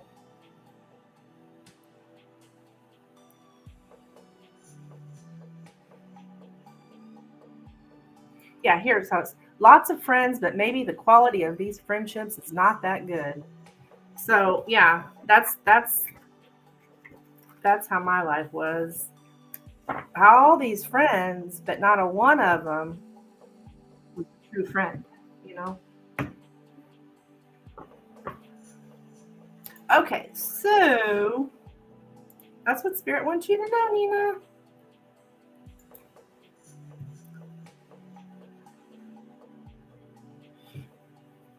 Just got back from getting a Applebee's gift card for my big sissy's B-Day. Ooh, nice. I love Applebee's.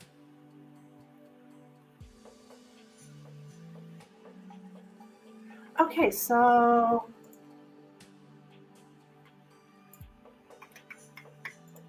all right, Katerina. What does Spirit want me to know? Okay.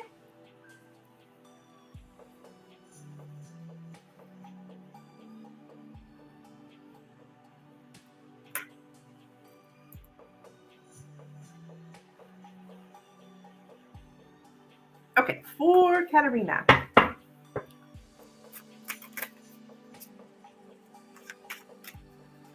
Dan.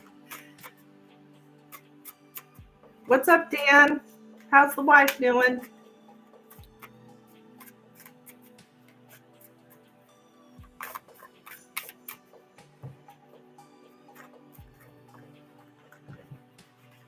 All right, for Katerina.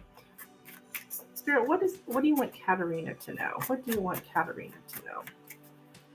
What do you want Katerina to know? What do you want Katerina to know? Please, what do you want Katerina to know? What do you want Katerina to know? What do you want Katerina to know?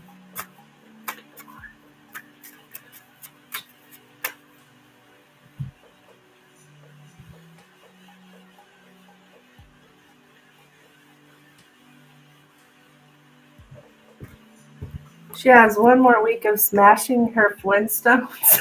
What?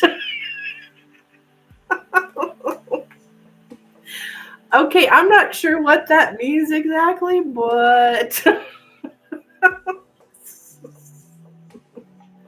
but she's ready for a hamburger patty and French fry. Oh, would she happen to eat a bunch of crap? Well, not crap. It's probably just what she doesn't want. All right, we have the clouds, fox, the child, the sun, the stork, the lilies, and the rider. Okay. All right, there's someone here that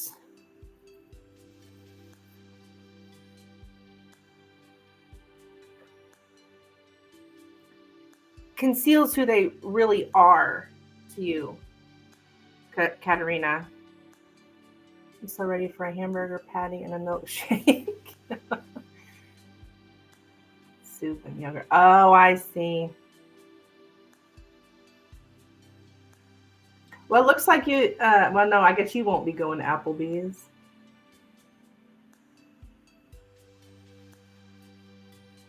She's jonesing for some crunchy toast and a crisp green salad. Oh yeah,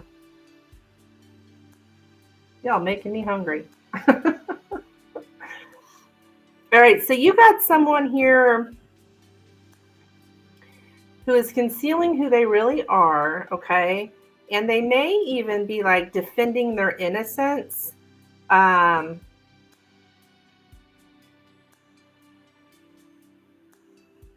with you.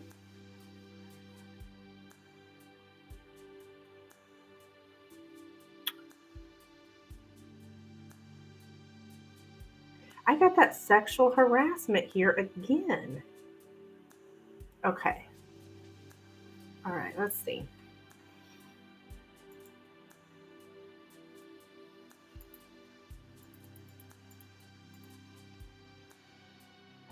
Okay.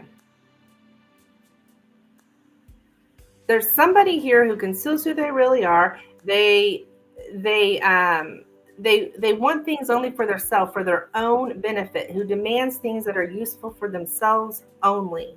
Okay? And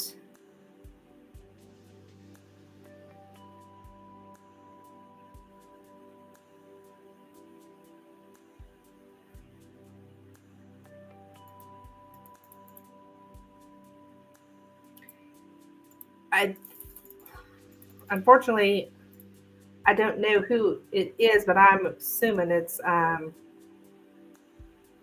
whoever they are. They overwhelm you, okay? Because you're inexperienced, and they like they're playful, but and they entered your life. They're very curious. They're very playful with you, um, but it's all for their benefit. Okay, they're not really who you think they are. They're not. Yeah, they don't let everyone know who they are.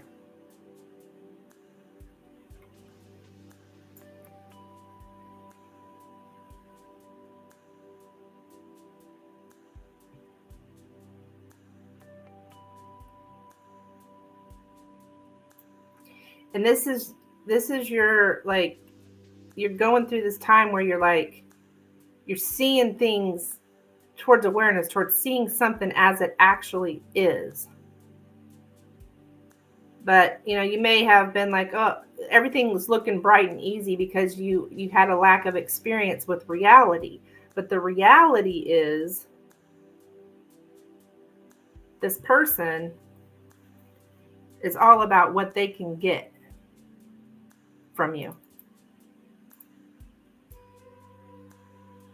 And they are sexually harassing you.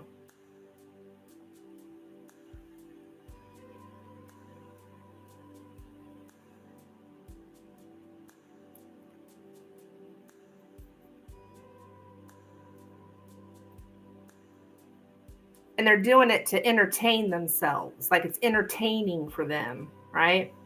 It's fun.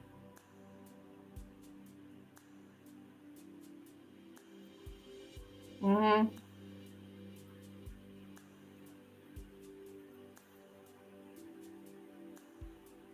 Okay.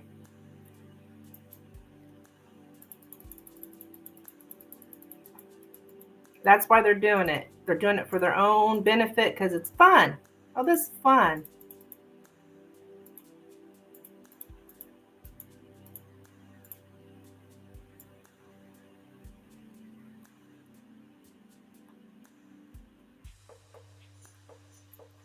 And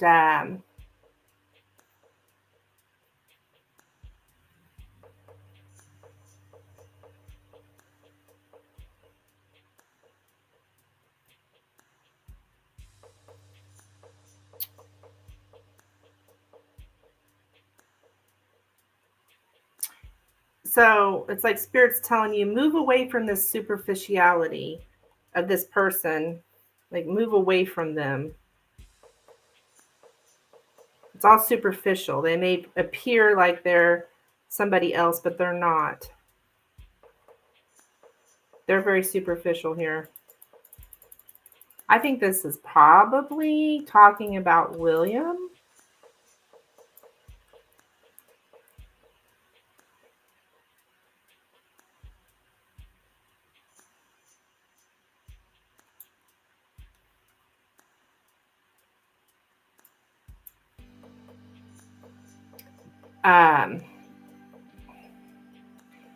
This guy gets bored, okay? So this is his way of having fun.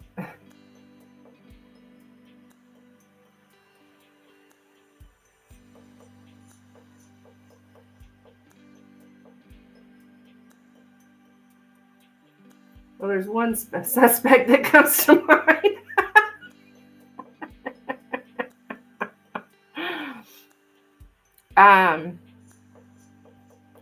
This person, they over-engage in sensual pleasures in order to fog over their boredom or despair, okay? So he gets bored.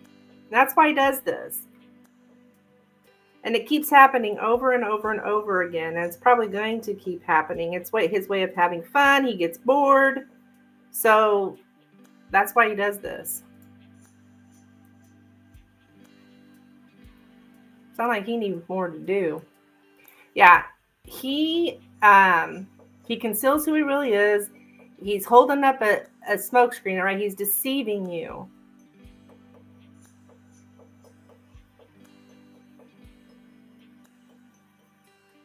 Be cautious when you lack knowledge, Spirit says.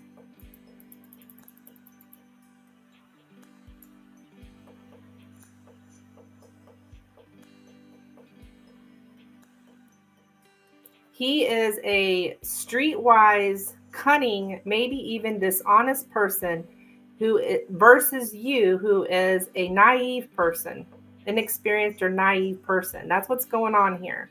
This guy is very streetwise. He's very cunning, and he's versus you. Okay. Yeah, do not trust him. His motives are not pure. This guy needs to get to work. Yeah.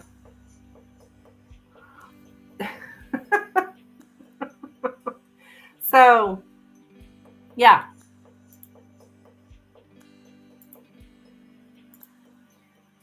Dan says that's twisted. Yeah.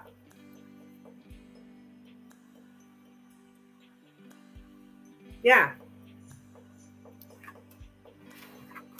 That's what's going on.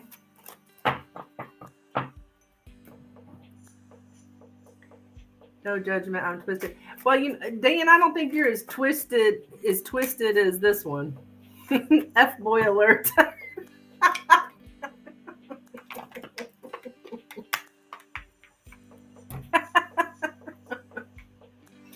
Oh my goodness gracious. Okay, you got another question on your career?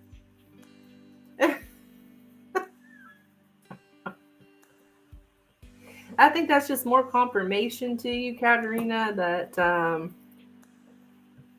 this guy he's very selfish, right? He's very selfish. I don't know. I get narcissistic vibes with him. I have for a while now. Like some kind of control freak, power trip. Talk about power trip.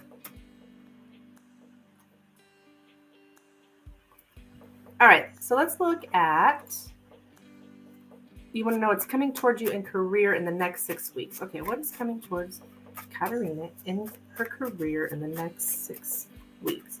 What is coming towards Katerina in her career in the next 6 weeks? What is coming towards Katerina? Thankfully, I put up my boundaries with it. Yeah, you're doing good. You're doing good, hon.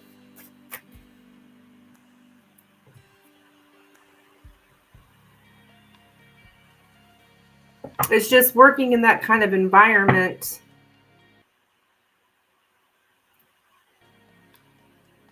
You're never going to be able to trust. Right? And that's what's sucks. It is definitely a hostile work environment, no doubt about it. All right, what is coming towards? So let's see what's coming up in the next 6 weeks. What is coming towards Katarina and her career in the next 6 weeks? What is coming towards Katarina and her career in the next 6 weeks?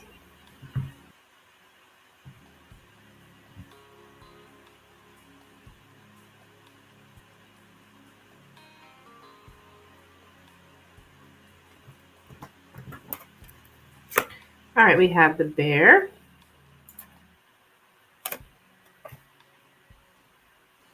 the cross, the moon. These situations are just making me lose faith in people. Yeah. The sun, the stork, the tree, and the clover.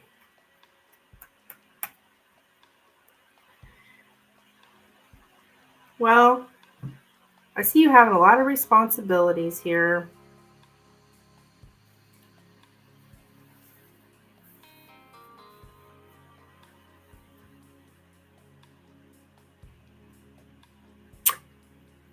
It's like you're suffering under some kind of dominant influence. Okay? At work.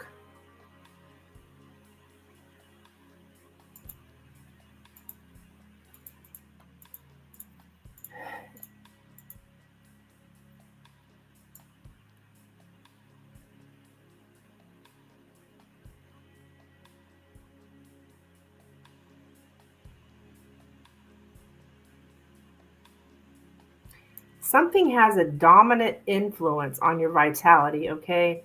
You really want to like belong. You want to belong with everyone at work, but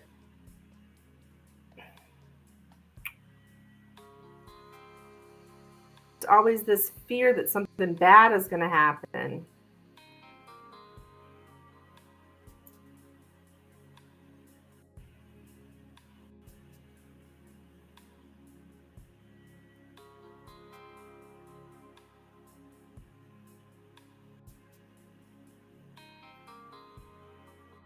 Dominant influence. Yeah.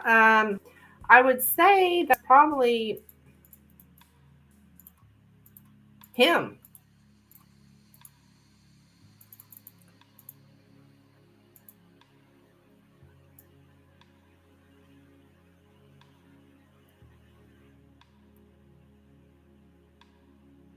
Burdensome relationship with the boss, to suffer under a choleric boss. He puts some kind of stress on you.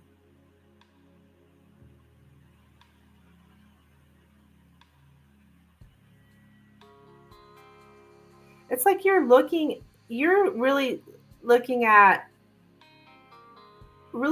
deep inside yourself, like what you're kind of changing your view on what makes you happy.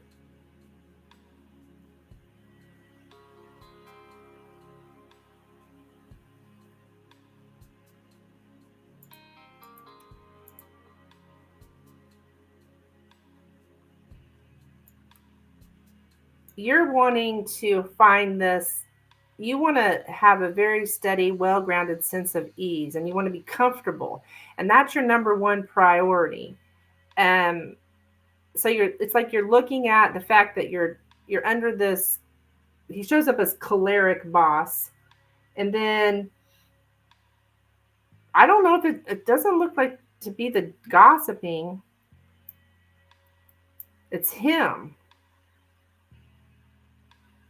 Man, gossiping's not showing up here. Not that wouldn't be that thing that the fear of something bad happening could be the gossip. That's possible. But you're really looking at, I want to be comfortable. I want to go into work where I have a sense of ease. And you're looking at the fact that you're not. and you're like, I want to be happy. Being happy is more important than, I don't know if you're making good money there, or now you got the promotion, whatever the case may be. You're looking at, I would rather be comfortable. And it may start affecting your health a little bit, hon. Just like when I say affecting your health, like, I mean, don't wig out on it. Like you're not like having a heart attack or something. I just mean that stress and stuff like that will affect your health. Okay. Okay. Bye, hon. Bye, Dan. Yeah, that's deep. Yeah. Um.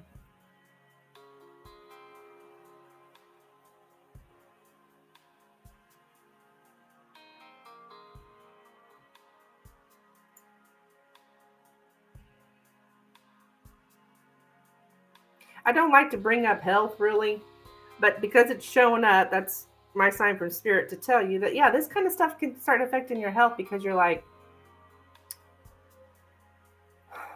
you're looking at this like, you know what, I want to be free of this so I can be happy.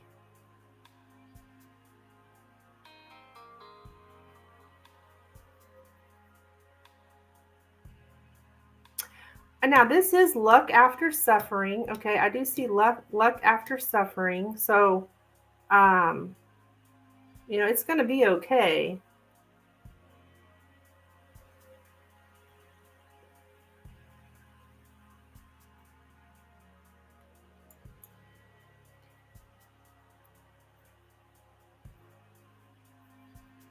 I don't know if this, you might like,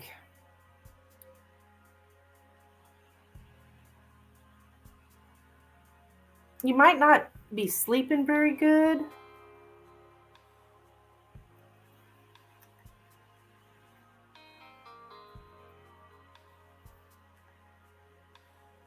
Something like that. Like it may affect your sleep, kind of thing.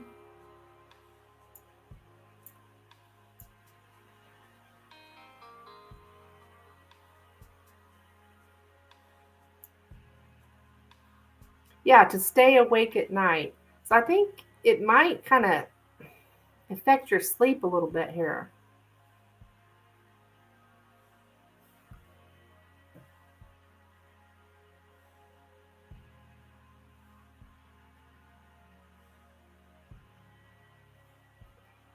You're like very aware of your emotions, of how you're feeling about the situation. So I think it's just a lot of you just like kind of re-looking at, okay, I want to be happy and this is not making me happy. So what do I need to do about this, kind of thing? Oh no, sleep is so important. Yeah. That's probably the health thing. Like just maybe, if we're not getting good sleep, then we're like,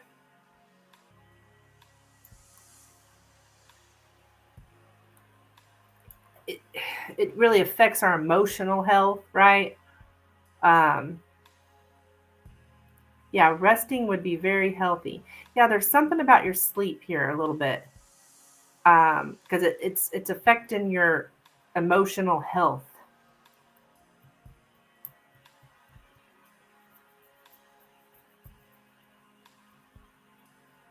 which has to do with your sleep.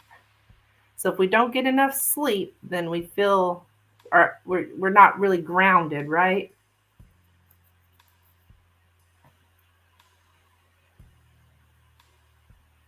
So that's what I have for you.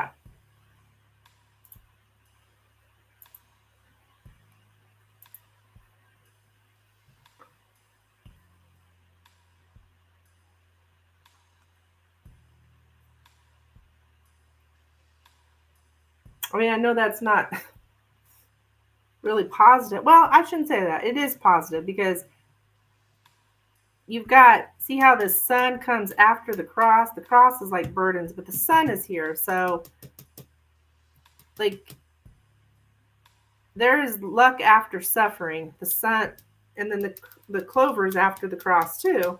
So, I think you're probably going to make some changes here. Yeah. All right, that's what I have for you, my dear. Thank you so much. Keep me updated, please.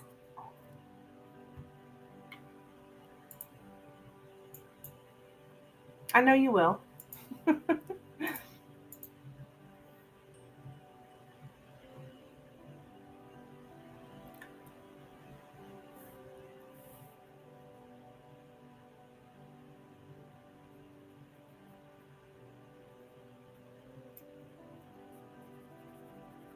All right, guys, I think I'm going to jump off out of here. Well, I'll throw up, I think I already did this, but I'll do it again.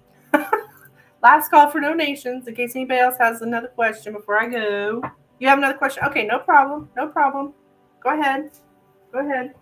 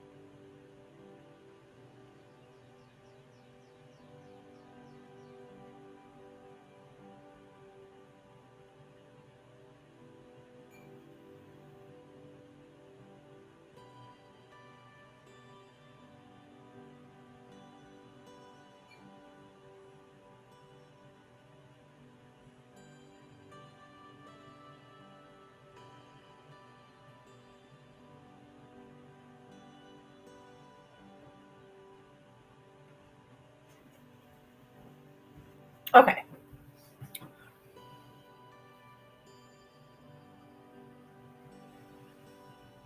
Okay, Katerina, I did receive it. I need to turn my phone up because I'm not even hearing my notifications. Maybe I have my Bluetooth on.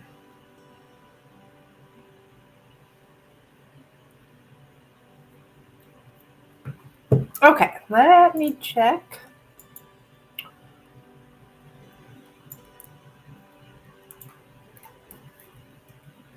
How do my spirit guides currently see me? Okay.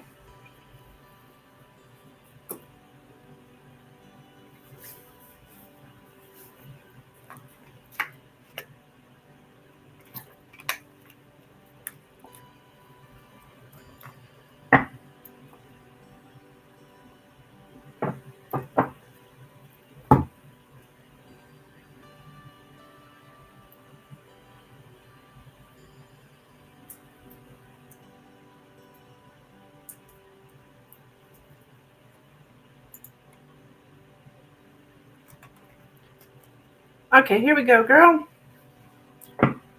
How do Katerina's spirit guides currently see her? How are you viewing Katarina? How are you feeling, Katarina? Please, how are you feeling, Katarina? Feeling.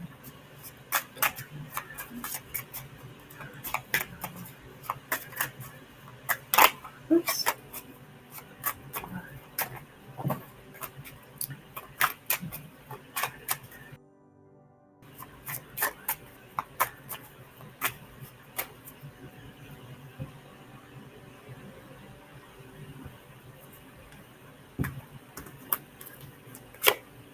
The man,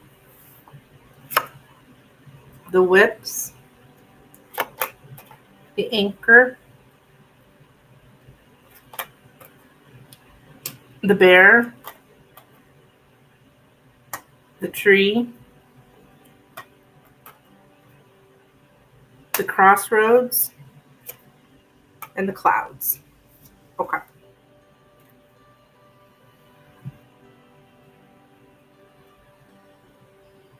Well, interestingly, the man, first card out, right? That you are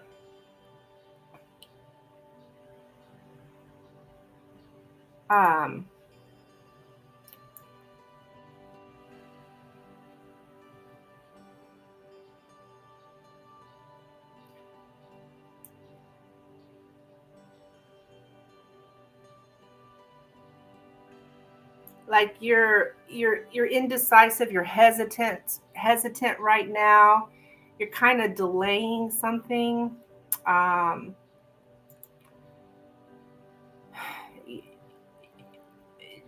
choosing is very difficult for you because there's something about the options which is not clear. Um, yeah, you're just a little bit.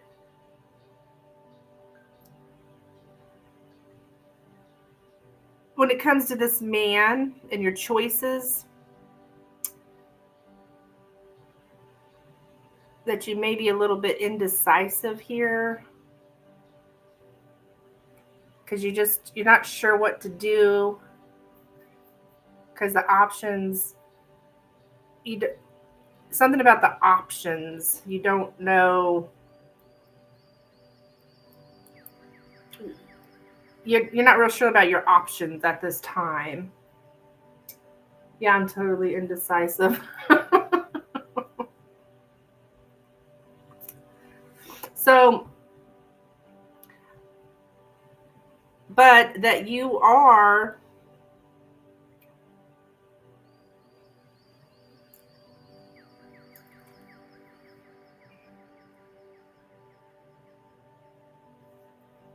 there is a charismatic leader in your life, okay?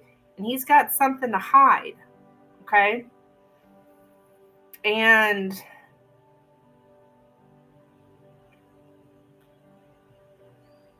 you're trying to like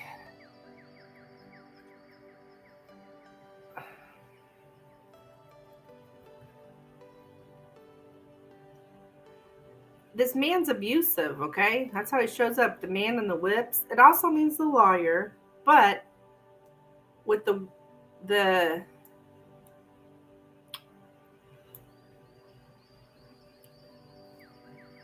like it's hidden abuse, okay? Like it's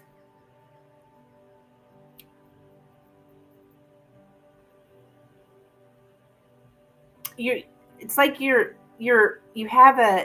not identifying what he's doing as abusive.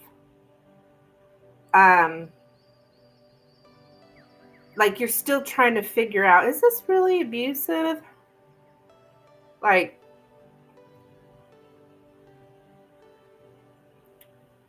that you have this inability right now to identify this as abusive behavior.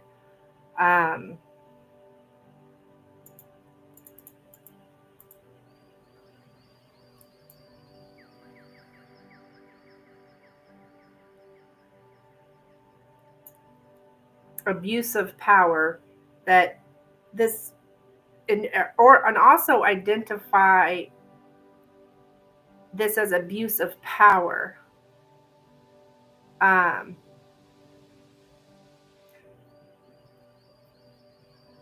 that you could actually protect other people from this. That you could speak up about this. But you're just not, you don't know.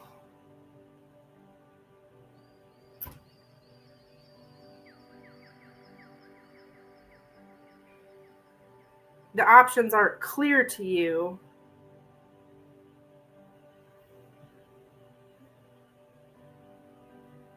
And you're having a hard time kind of seeing that it is abusive, that he is abusing his power.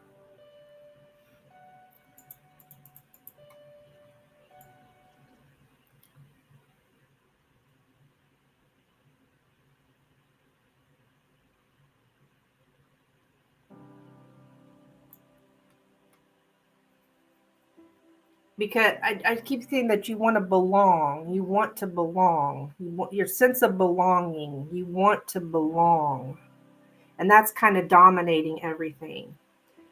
So you don't really want to speak up because you want to belong.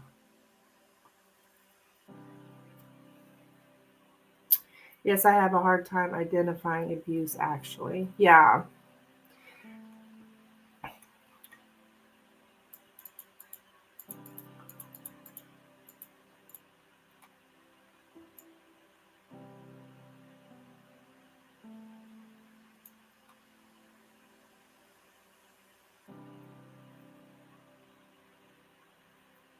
So you're kind of right now, you're kind of like resting. You're kind of like resting and replenishing your energies before you actually make a choice about what you're going to do.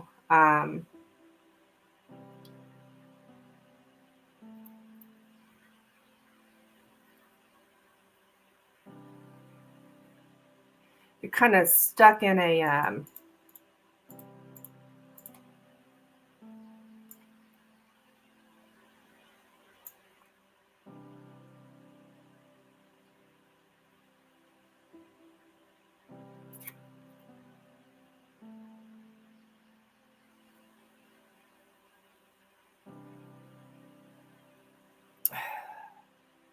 you're just kind of conflicted about the status quo. Like, oh, well, this is just the status quo or how things are kind of thing. And yeah, you may have a hard time identifying that it's abusive and you don't really know what to do because the options aren't clear. And there's something here, and I got it in the last reading too, I believe, about you want to belong. Like you don't want to stand out. You don't want to speak up. You don't want to protect others because your sense of wanting to belong is what's right now at the forefront. I want to belong in this group. You know, I don't want them talking about me. I don't want them. Of course, I mean that's normal, but that's how you're being seen or whatever. Is that you want to belong, and so it's kind of like becoming a little bit like you're desensitizing yourself to, well, oh, this isn't as bad as it seems. Or this isn't that bad. Like it's when a person becomes desensitized to it, kind of thing. Yeah, that's true, actually. Yeah. Which, I mean, I think that's all normal, Katerina. Don't feel bad about it. It's normal. Um, it's hard to stand up against abusive behavior. Because especially with this man, he's probably been doing it forever. And like and I think I read something about how it's mainstream. Like, oh well, you know, that's just, yeah, he's got the power, so he can do whatever he wants. But no, and everyone just goes along with it. But it's not okay. It is abusive, and he's a piece of shit. He's a POS. And I would imagine it would be difficult to work for someone that you don't respect. Because this would be very hard to respect this man.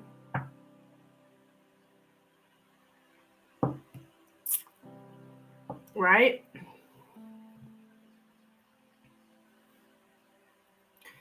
So you're very stuck in a very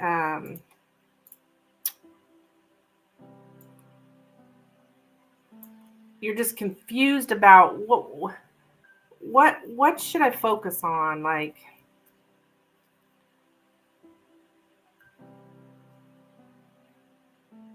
it's like you're finding that one stable thing within all of this and trying to hold on to that.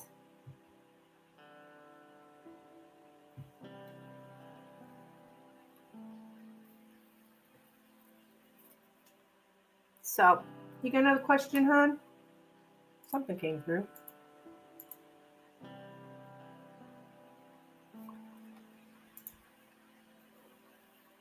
Like,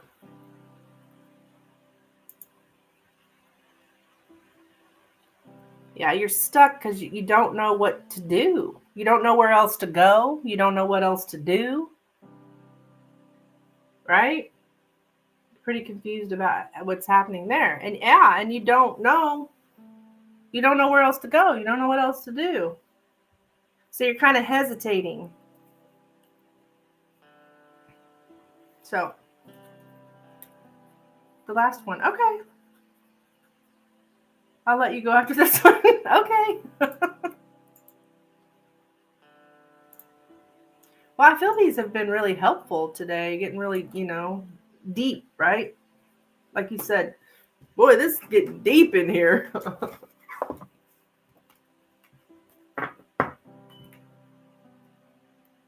Okay, what does Spirit want to say about my relationship with my assistants? Okay, Spirit, what does she need to know here about her relationship with her assistants? What does she need to know here about her relationship with her assistants, Katerina? What does she need to know about her relationships with her assistants? Yeah, they were helpful. Yeah.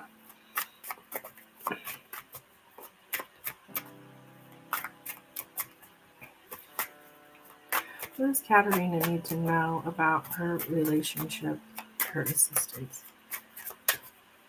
Katerina, what?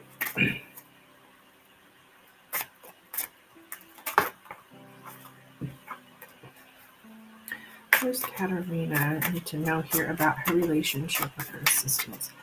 What does Katerina need to know about her relationship with her assistants?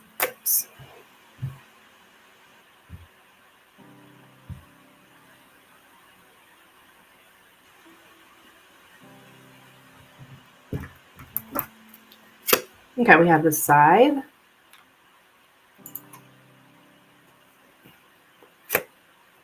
the clover, the key, the tower, the man,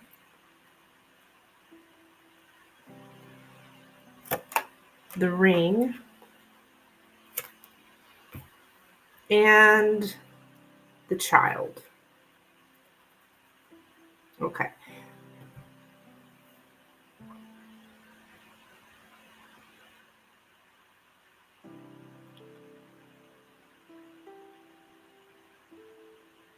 There's something here.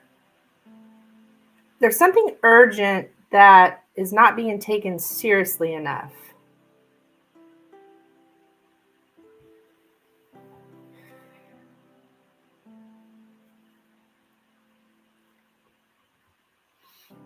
Okay.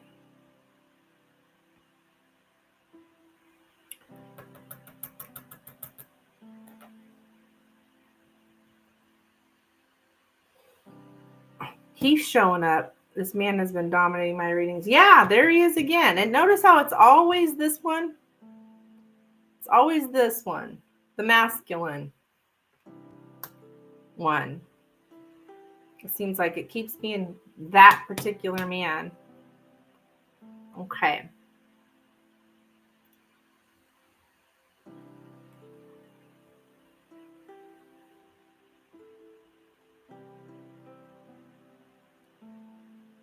You've got, okay, setting boundaries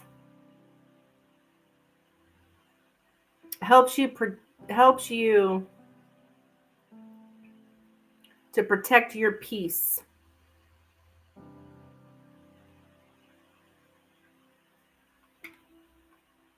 So your relationship with your assistants, it's fairly new because we have the ring and the child, and that's like a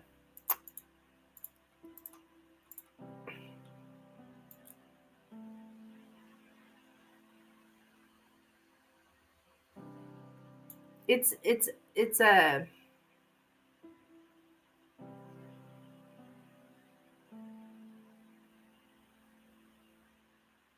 it's very new, right? It's a new connection.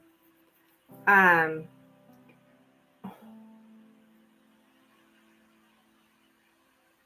it's a developing connection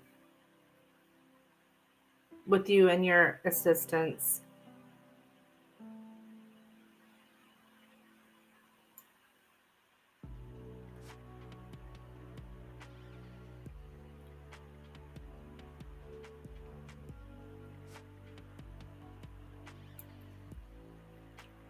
You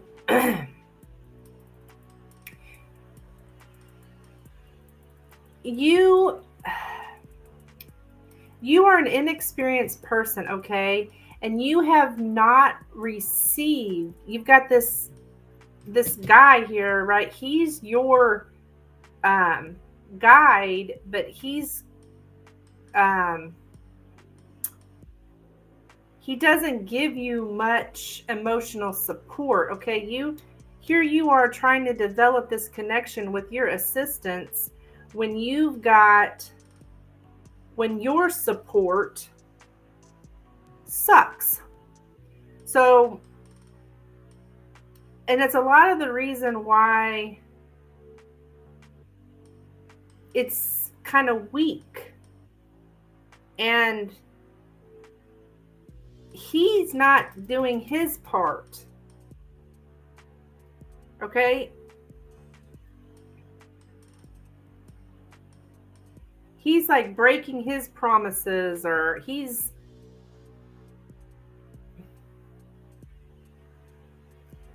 shows up as cold and strict. And you got a weak authority, okay?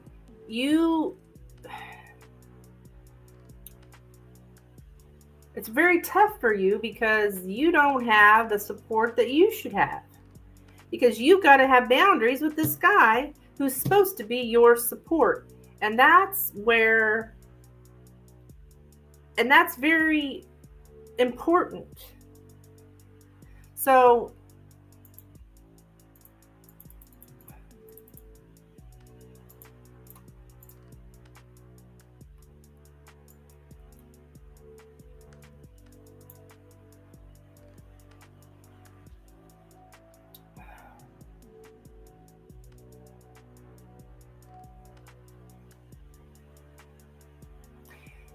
and because of that, you feel kind of lonely and disconnected when it comes to your relationship with your assistants.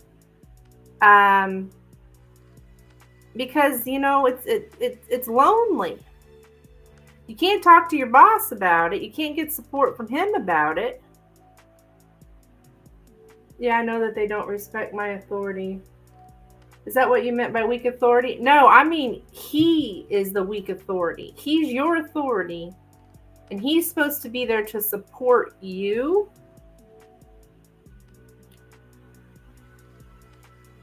So you can support them. So you have a weak authority. And because you don't really have anyone that you can turn to, they say it's lonely at the top, right? Well, you should at least have your superior to be able to go to and feel comfortable. And they should give you emotional support as well. But that's not happening here because I don't think you have access to him. But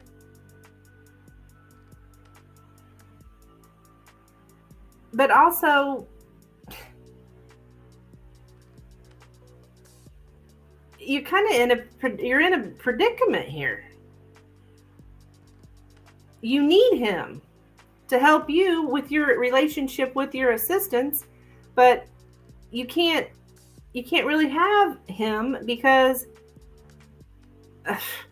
well, I mean, I don't even have to say because he got his mind on other things. He don't give a shit about your relationship with the assistants, and this is serious. And you needed that from the get-go. You needed that support when you first took that position, and you didn't get it. And so that's causing this weak connection because you don't. Yeah, I mean, so you're very inexperienced.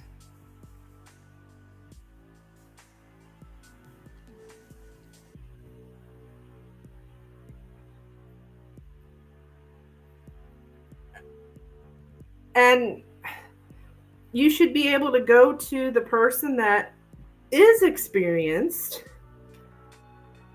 but you can't. You're stuck between a rock and a hard place.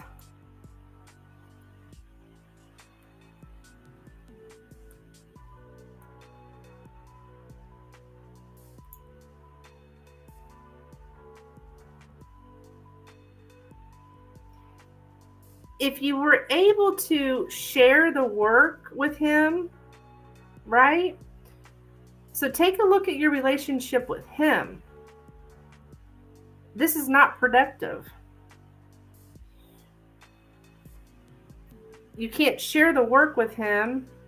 I mean, I guess he's not helping you from what I'm understanding from this reading. He doesn't, you're not going to just know everything all of a sudden. You need support. And you're not getting it because, well, this guy's got other things in mind. Yeah, you can't open up to him. I mean, there's a very good solution to all of this, and that is having support from your superiors. But in your position, you can't, because he's a sexual harasser. It's a big freaking mess, man. I'm sorry, I shouldn't be laughing, but I also don't want to whine about the assistants icing me out, so I don't feel comfortable going to him because of this. Yeah.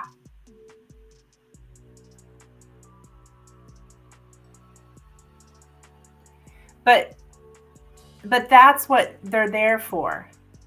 That's what your management is there for.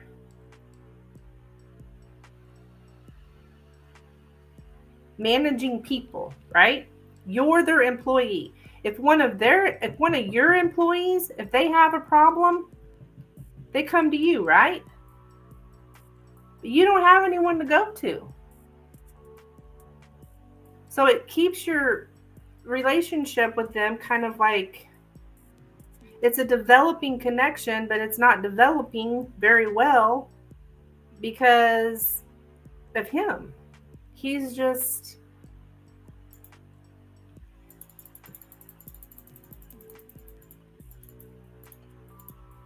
and guess who has experience? Him. Guess who you're supposed to be able to talk to about it? Him.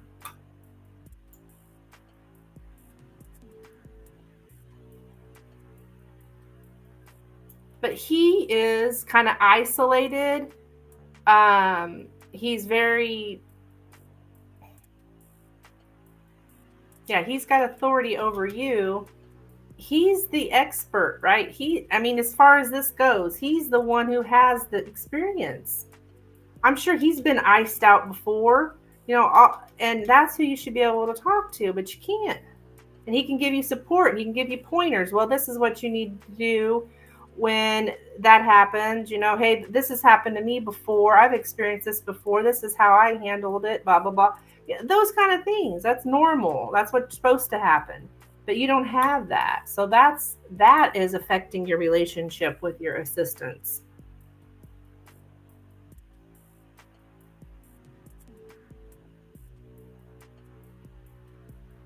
Okay?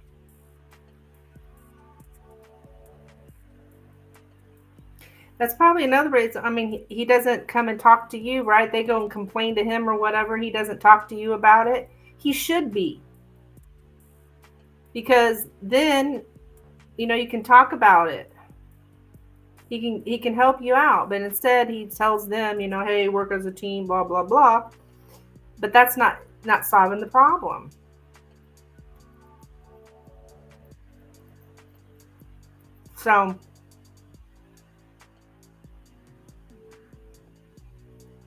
So as always, it's a freaking man that's the problem. It's always the man that's the problem. Okay, it's usually the man that's the problem. But yeah, that's what I have for you, hon. Bless your heart.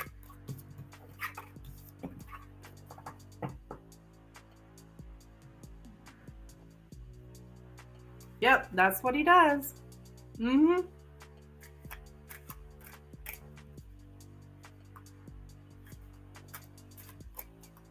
And I wouldn't feel comfortable going and talking to him either,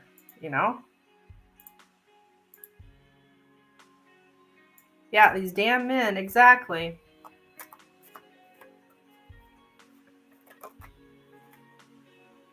So that's what I have for you, my dear. You're welcome, hon.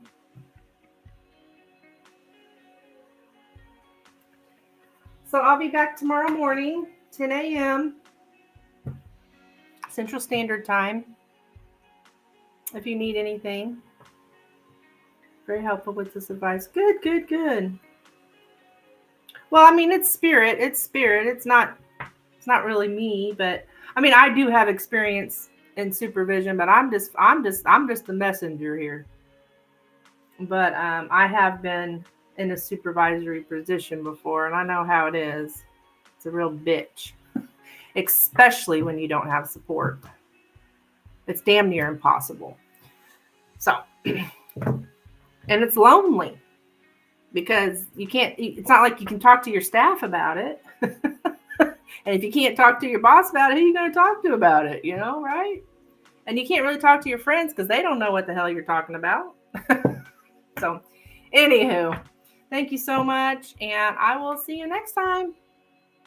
Bye.